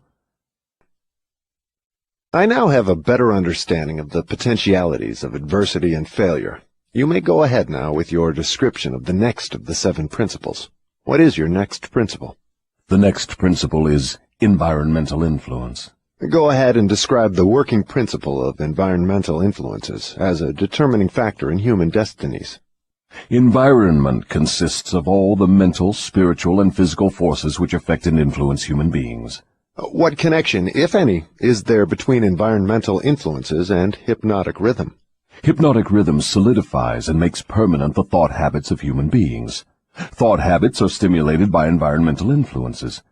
In other words, the material on which thoughts are fed comes from one's environment. Thought habits are made permanent by hypnotic rhythm. What is the most important part of one's environment, the part which determines, more than all others, whether an individual makes positive or negative use of his mind? The most important part of one's environment is that created by his association with others. All people absorb and take over, either consciously or unconsciously, the thought habits of those with whom they associate closely. Do you mean by this that constant association with a person whose thought habits are negative influences one to form negative thought habits? Yes. The law of hypnotic rhythm forces every human being to form thought habits which harmonize with the dominating influences of his environment, particularly that part of his environment created by his association with other minds. Then it is important that one select one's close associates with great care. Yes.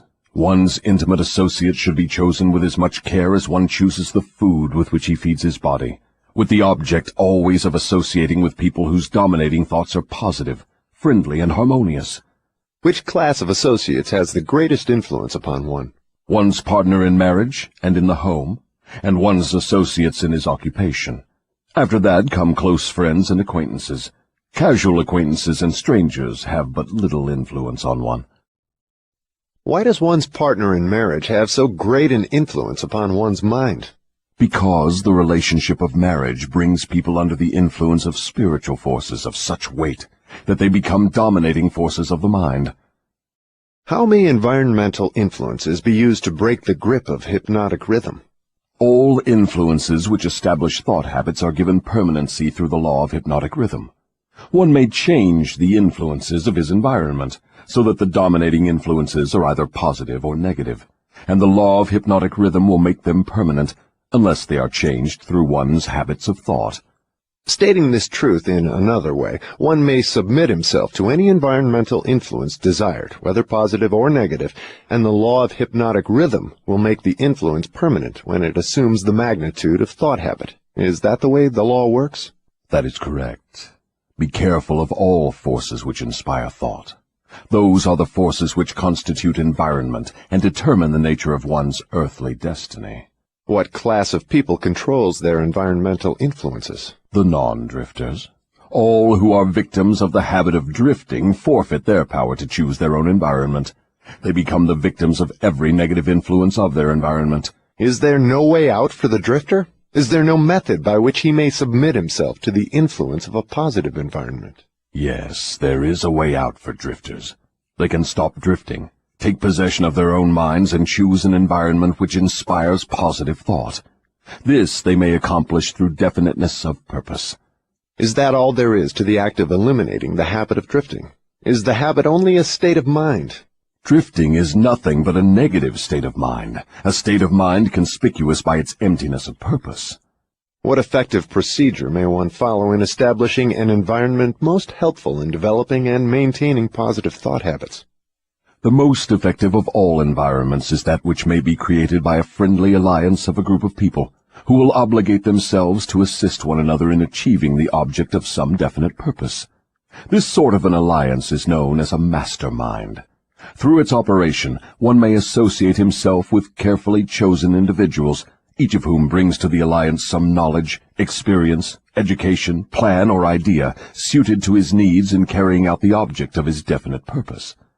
The most successful leaders in all walks of life avail themselves of this sort of made-to-order environmental influence. Outstanding achievement is impossible without the friendly cooperation of others. Stating the truth in another way, successful people must control their environment, thereby ensuring themselves against the influence of a negative environment. What of people whose duty to relatives makes it impossible for them to avoid the influence of a negative environment? No human being owes another any degree of duty which robs him of his privilege of building his thought habits in a positive environment. On the other hand, every human being is duty-bound to himself to remove from his environment every influence which even remotely tends to develop negative thought habits. Isn't this a cold-blooded philosophy? Only the strong survive. No one can be strong without removing himself from all influences which develop negative thought habits. Negative thought habits result in the loss of the privilege of self-determination, no matter what or who may cause those habits. Positive thought habits may be controlled by the individual and made to serve his aims and purposes. Negative thought habits control the individual and deprive him of the privilege of self-determination. I deduce from all you have said that those who control the environmental influences out of which their thought habits are built are masters of their earthly destinies, and that all others are mastered by earthly destinies. Is that stating the matter correctly? Perfectly stated. What establishes one's thought habits? All habits are established because of inherent or acquired desires, or motives. That is, habits are begun as the result of some form of definite desire. What takes place in the physical brain while one is forming thought habits? Desires are organized impulses of energy, called thoughts. Desires that are mixed with emotional feeling magnetize the brain cells in which they are stored and prepare those cells to be taken over and directed by the law of hypnotic rhythm. When any thought appears in the brain or is created there, and is mixed with keen emotional feeling of desire, the law of hypnotic rhythm begins at once to translate it into its physical counterpart. Dominating thoughts, which are acted upon first by the law of hypnotic rhythm, are those with which are mixed the strongest desires and the most intense feelings. Thought habits are established by the repetition of the same thoughts. What are the most impelling basic motives or desires which inspire thought action? The 10 most common motives, those which inspire most of one's physical action, are these: the desire for sex expression and love, the desire for physical food, the desire for spiritual, mental, and physical self-expression, the desire for perpetuation of life after death, the desire for power over others, the desire for material wealth, the desire for knowledge, the desire to imitate others, the desire to excel others, the 7 basic fears. These are the dominating motives which inspire the majority of all human endeavors. What about the negative desires, such as greed, envy, avarice, jealousy, anger? Are these not expressed more often than any of the positive desires? All negative desires are nothing but frustrations of positive desires. They are inspired by some form of defeat, failure, or neglect by human beings to adapt themselves to nature's laws in a positive way. That's a new slant on the subject of negative thoughts. If I correctly understand what you have said, all negative thoughts are inspired by one's neglect or failure to adapt oneself harmoniously to nature's laws. Is that correct? That is exactly correct. Nature will not tolerate idleness or vacuums of any sort. All space must be and is filled with something. Everything in existence, of both a physical and a spiritual nature, must be and is constantly in motion. The human brain is no exception. It was created to receive, organize, specialize, and express the power of thought. When the individual does not use the brain for the expression of positive, creative thoughts, nature fills the vacuum by forcing the brain to act upon negative thoughts. There can be no idleness in the brain. Understand this principle, and you will come into a new and important understanding of the part environmental influences take in the lives of human beings. You will better understand also how the law of hypnotic rhythm operates, it being the law which keeps everything and everyone constantly moving through some form of expression of either negative or positive principles. Nature is not interested in morals as such. She is not interested in right and wrong. She is not interested in justice and injustice. She is interested only in forcing everything to express action according to its nature. That is an enlightening interpretation of nature's ways. To whom may I turn for corroboration of your claims? To men of science, to the philosophers, to all accurate thinkers. Lastly, to the physical manifestations of nature herself.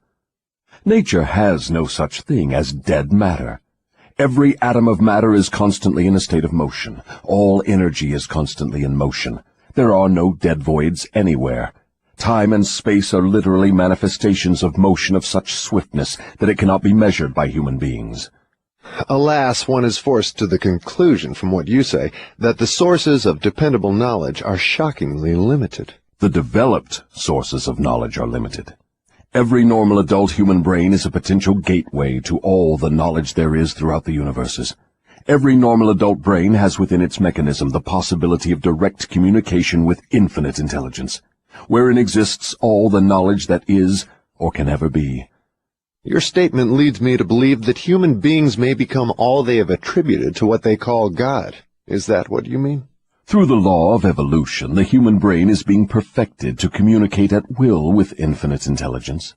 The perfection will come through organized development of the brain, through its adaptation to nature's laws.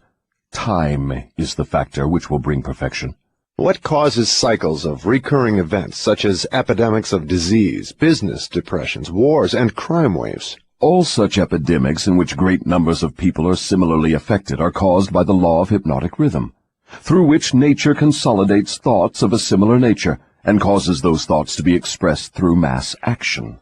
Then the Great Depression was put into motion because great numbers of people were influenced to release thoughts of fear. Is that correct? Perfectly. Millions of people were endeavoring to get something for nothing through stock gambling. When they suddenly discovered they had gotten nothing for something, they became frightened, rushed to their banks to draw out their balances, and the panic was on. Through mass thought of millions of minds, all thinking in terms of fear of poverty, the depression was prolonged over a period of years. From what you say, I deduce that nature consolidates the dominating thoughts of people and expresses these thoughts through some form of mass action, such as business depressions, business booms, and so on. Is that correct? You have the right idea. Let us now take up the next of the 7 principles. Go ahead and describe it. The next principle is time, the 4th dimension. What relationship is there between time and the operation of the law of hypnotic rhythm? Time is the law of hypnotic rhythm. The lapse of time required to give permanency to thought habits depends upon the object and the nature of the thoughts. But I understood you to say that the only enduring thing in nature is change. If that is true, then time is constantly changing, rearranging, and recombining all things, including one's thought habits. How then could the law of hypnotic rhythm give permanency to one's thought habits? Time divides all thought habits into 2 classes, negative thoughts and positive thoughts. One's individual thoughts are, of course, constantly changing and being recombined to suit the individual's desires. But thoughts do not change from negative to positive, or vice versa, except through voluntary effort on the part of the individual. Time penalizes the individual for all negative thoughts, and rewards him for all positive thoughts, according to the nature and purpose of the thoughts. If one's dominating thoughts are negative, time penalizes the individual by building in his mind the habit of negative thinking, and then proceeds to solidify this habit into permanency every second of its existence. Positive thoughts are likewise woven by time into permanent habits. The term permanency, of course, refers to the natural life of the individual. In the strict sense of the term, nothing is permanent. Time converts thought habits into what might be called permanency during the life of the individual. Now I have a better understanding of how time works. What other characteristics has time in connection with the earthly destiny of human beings? Time is nature's seasoning influence through which human experience may be ripened into wisdom. People are not born with wisdom, but they are born with the capacity to think, and they may, through the lapse of time, think their way into wisdom.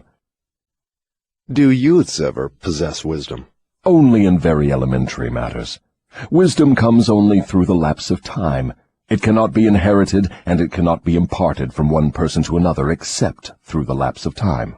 Does the lapse of time force an individual to acquire wisdom? No. Wisdom comes only to non-drifters who form positive thought habits as a dominating force in their lives. Drifters and those whose dominating thoughts are negative never acquire wisdom except of a very elementary nature. From what you say, I infer that time is the friend of the person who trains his mind to follow positive thought habits, and the enemy of the person who drifts into negative thought habits. Is that correct? That is precisely true. All people can be classified as drifters and non-drifters. Drifters are always at the mercy of the non-drifters, and time makes this relationship permanent. Do you mean that if I drift along through life without definite aim or purpose, the non-drifter may become my master, and time only serves to give the non-drifter a stronger and more permanent grip upon me? That is stating the truth exactly. What is wisdom? Wisdom is the ability to relate yourself to nature's laws so as to make them serve you, and the ability to relate yourself to other people so as to gain their harmonious, willing cooperation in helping you to make life yield whatever you demand of it. Then accumulated knowledge is not wisdom. Great heavens, no! If knowledge were wisdom, the achievements of science would not have been converted into implements of destruction. What is needed to convert knowledge into wisdom? Time, plus the desire for wisdom. Wisdom is never thrust upon one. It is acquired, if at all, by positive thinking, through voluntary effort. Is it safe for all people to have knowledge? It is never safe for anyone to have extensive knowledge without wisdom. What is the age at which most people who acquire wisdom begin to acquire it? The majority of people who acquire wisdom do so after they have passed the age of 40. Prior to that time, the majority of people are too busy gathering knowledge and organizing it into plans to spend any effort seeking wisdom. What circumstance of life is most apt to lead one to acquire wisdom? Adversity and failure. These are nature's universal languages through which she imparts wisdom to those who are ready to receive it. Do adversity and failure always bring wisdom? No, only to those who are ready for wisdom and have voluntarily sought it. What determines one's readiness to receive wisdom? Time and the nature of one's thought habits. Is newly acquired knowledge the same as time-tested knowledge? No. Knowledge tested through the lapse of time always is superior to that which has been newly acquired. Time gives to knowledge definiteness in both quality and quantity, and dependability. One can never be sure of knowledge that has not been tested. What is dependable knowledge? It is knowledge which harmonizes with natural law, which means that it is based upon positive thought. Does time modify and alter the values of knowledge? Yes, time modifies and alters all values. That which is accurate knowledge today may become null and void tomorrow because of time's rearrangement of facts and values. Time modifies all human relationships for better or for worse, depending upon the policy through which people relate themselves to one another. In the realm of thought there is a time when it is proper to sow the seeds of thought, and there is a proper time to reap the harvest of those thoughts, the same as there is a time to sow and a time to reap from the soil of the earth. Without the proper measurement of time between the sowing and the reaping, nature modifies or withholds the rewards of the sowing. Go ahead now and describe the last two of the 7 principles. The next principle is harmony. Throughout nature one may find evidences that all natural law moves in an orderly manner, through the law of harmony. Through the operation of this law, nature forces everything within the range of a given environment to become harmoniously related. Understand this truth, and you will catch a new and a more intriguing vision of the power of environment. You will understand why association with negative minds is fatal to those seeking self-determination.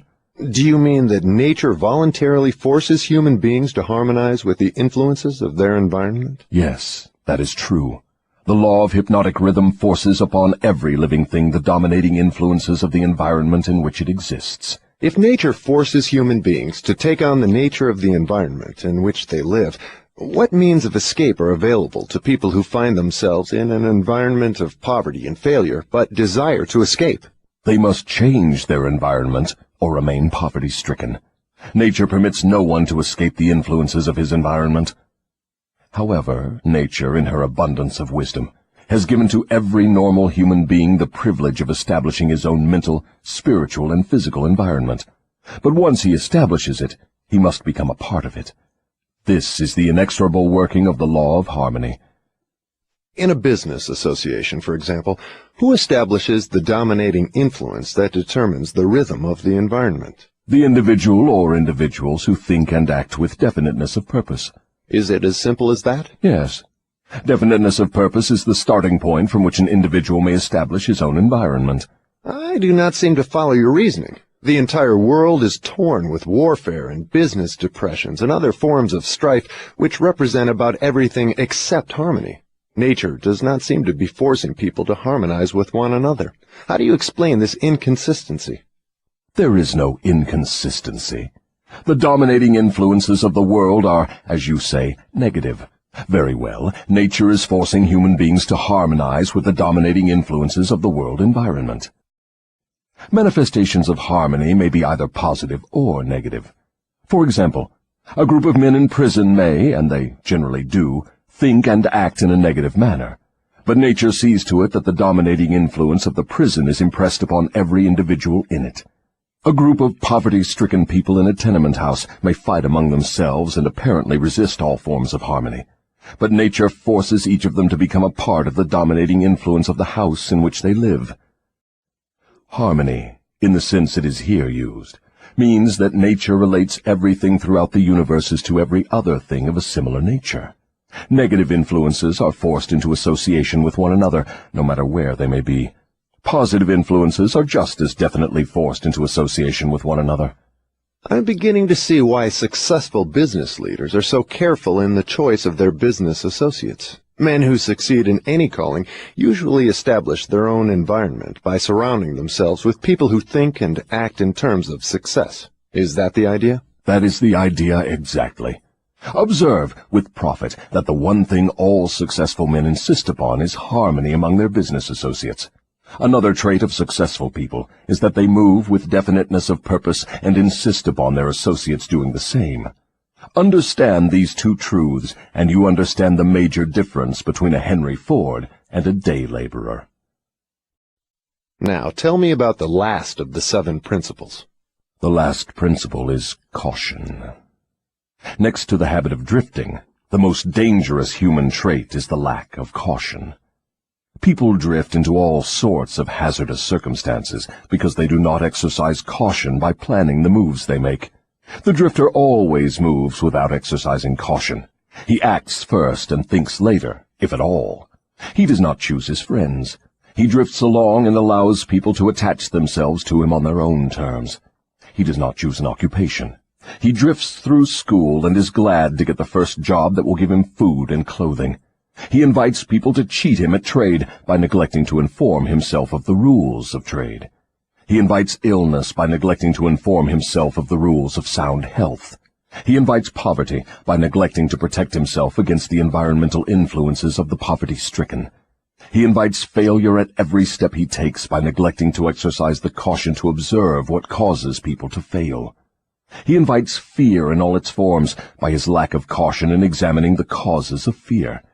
He fails in marriage because he neglects to use caution in his choice of a mate, and he uses still less caution in his methods of relating himself to her after marriage.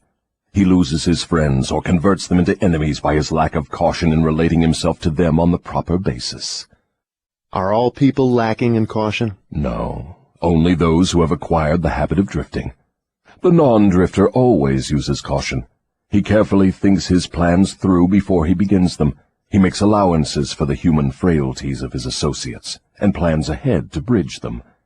If he sends a messenger on an important mission, he sends someone else to make sure the messenger does not neglect his mission. Then he checks on both of them to be sure his wishes have been fulfilled. He takes nothing for granted where caution provides a way to ensure his success. Isn't over-caution as detrimental as lack of caution? There is no such thing as over-caution. What you call over-caution is an expression of fear. Fear and caution are two entirely different things. Don't people mistake fear for over-caution? Yes, that does sometimes happen. But the majority of people create for themselves far more disastrous hazards by total lack of the habit of caution than by over-caution. In what way may caution be used most advantageously? In the selection of one's associates, and in one's method of relating oneself to associates. The reason for this is obvious. One's associates constitute the most important part of one's environment, and environmental influences determine whether one forms the habit of drifting, or becomes a non-drifter.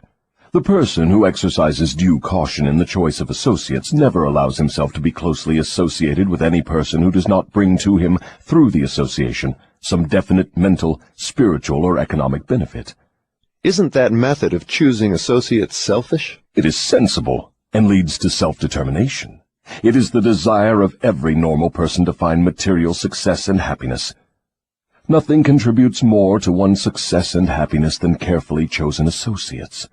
Caution in the selection of associates becomes, therefore, the duty of every person who wishes to become happy and successful.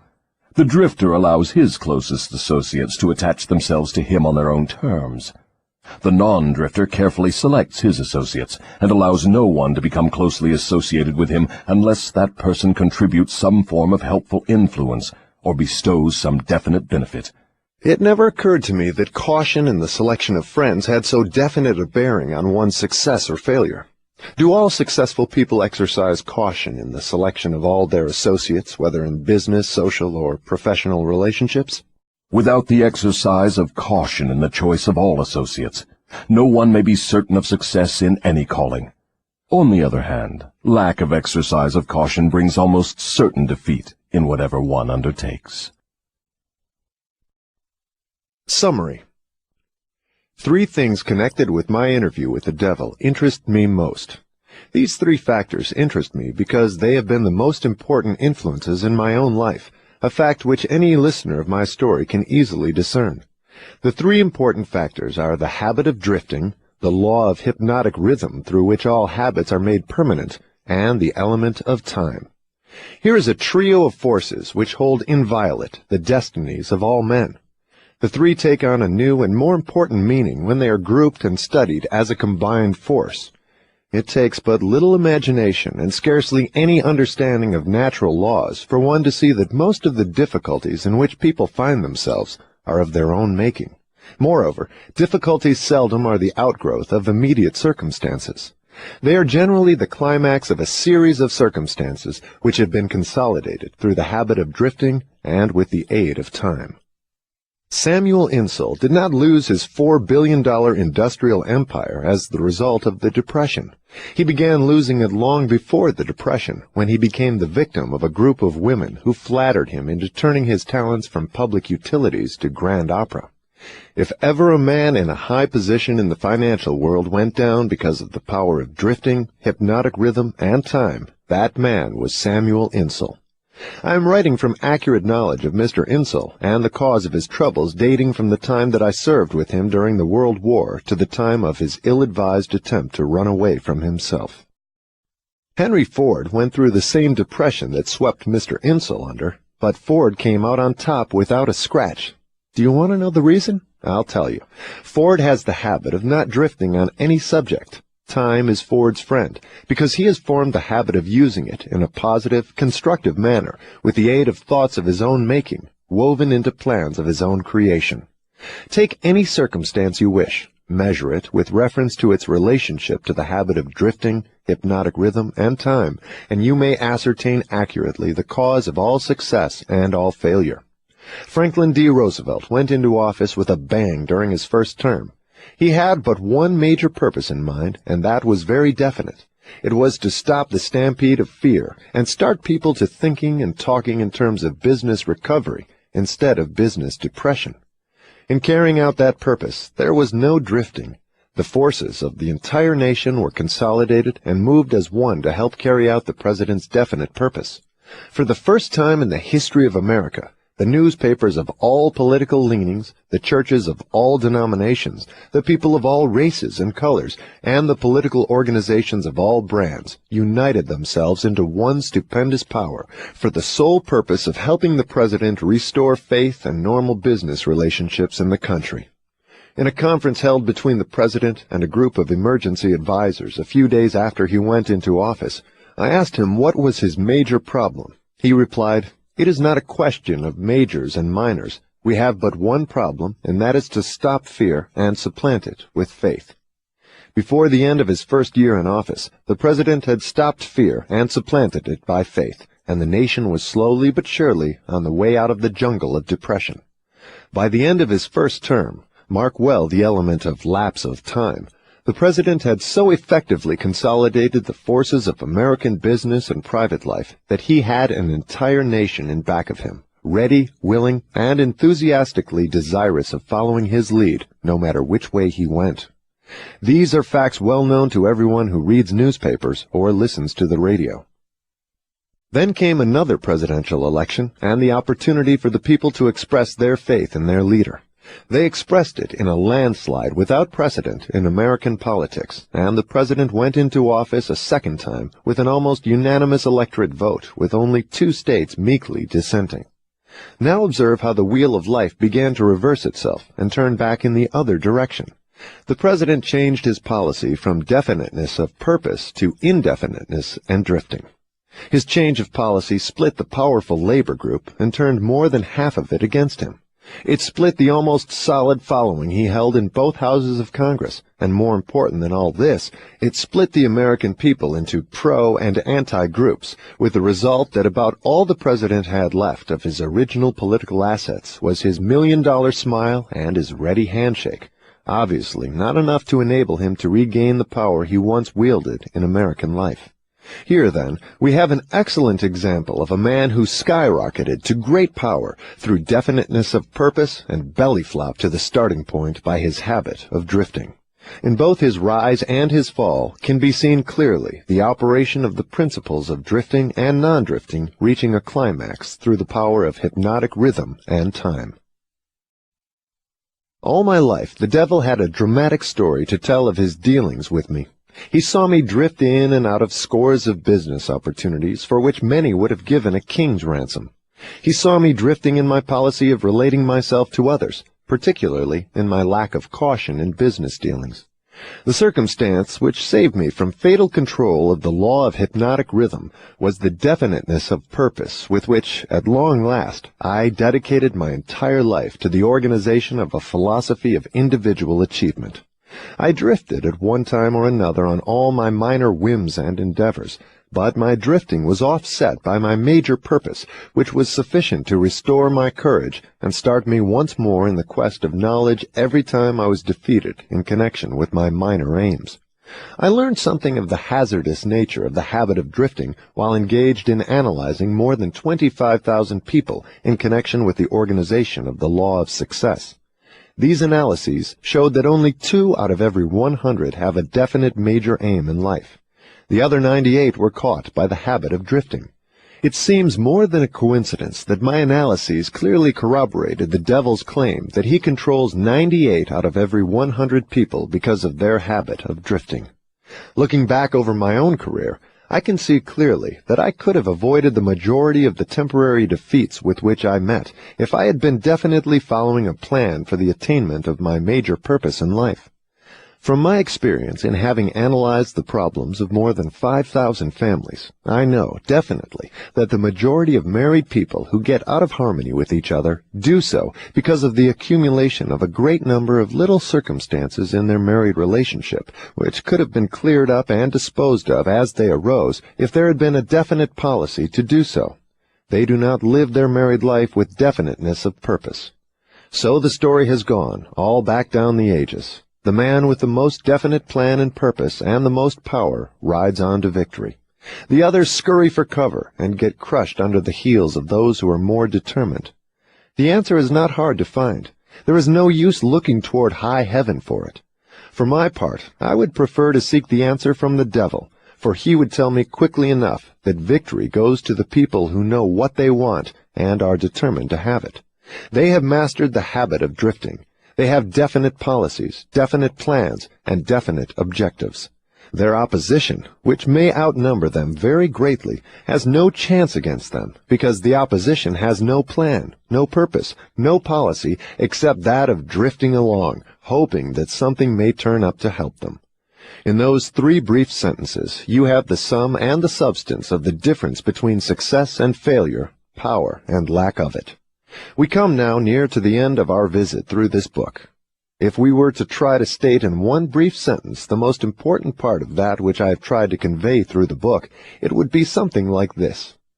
One's dominating desires can be crystallized into their physical equivalents through definiteness of purpose backed by definiteness of plans, with the aid of nature's law of hypnotic rhythm and time.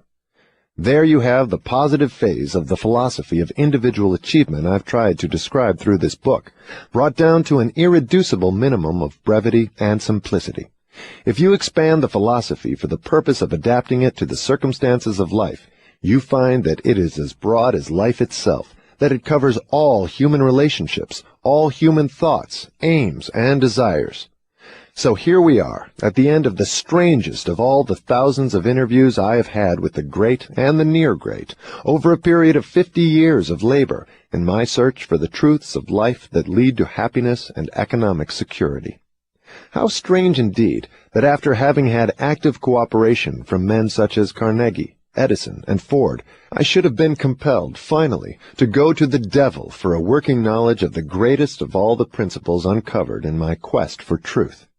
How strange that I was forced to experience poverty and failure and adversity in 100 forms before being given the privilege of understanding and using a law of nature which softens the thrust of these wicked weapons or wipes them out altogether.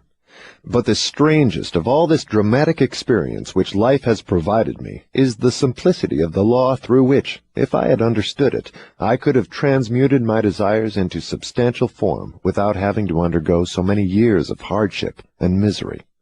I find now, at the end of my interview with the devil, that I had been carrying in my own pockets the matches with which the fires of adversity were being touched off. And I find, too, that the water with which those fires were finally extinguished was at my command in great abundance. I searched for the philosopher's lodestone with which failure may be converted into success, only to learn that both success and failure are the results of day-to-day evolutionary forces, through which dominating thoughts are pieced together bit by bit and woven into the things we want or the things we do not want, according to the nature of those thoughts. How unfortunate that I did not understand this truth from the time that I reached the age of reason, for if I had understood it then, I might have been able to go around some of the hurdles I've been forced to jump as I walked through the valley of the shadow of life. The story of my interview with the devil is now in your hands. The benefits you will receive from it will be in exact proportion to the thought it inspires in you. To benefit from listening to the interview, you need not agree with every portion of it. You have only to think and to reach your own conclusions concerning every part of it. How reasonable that is. You are the judge and the jury and the attorney for both the prosecution and the defense. If you do not win your case, the loss and the cause thereof will be yours.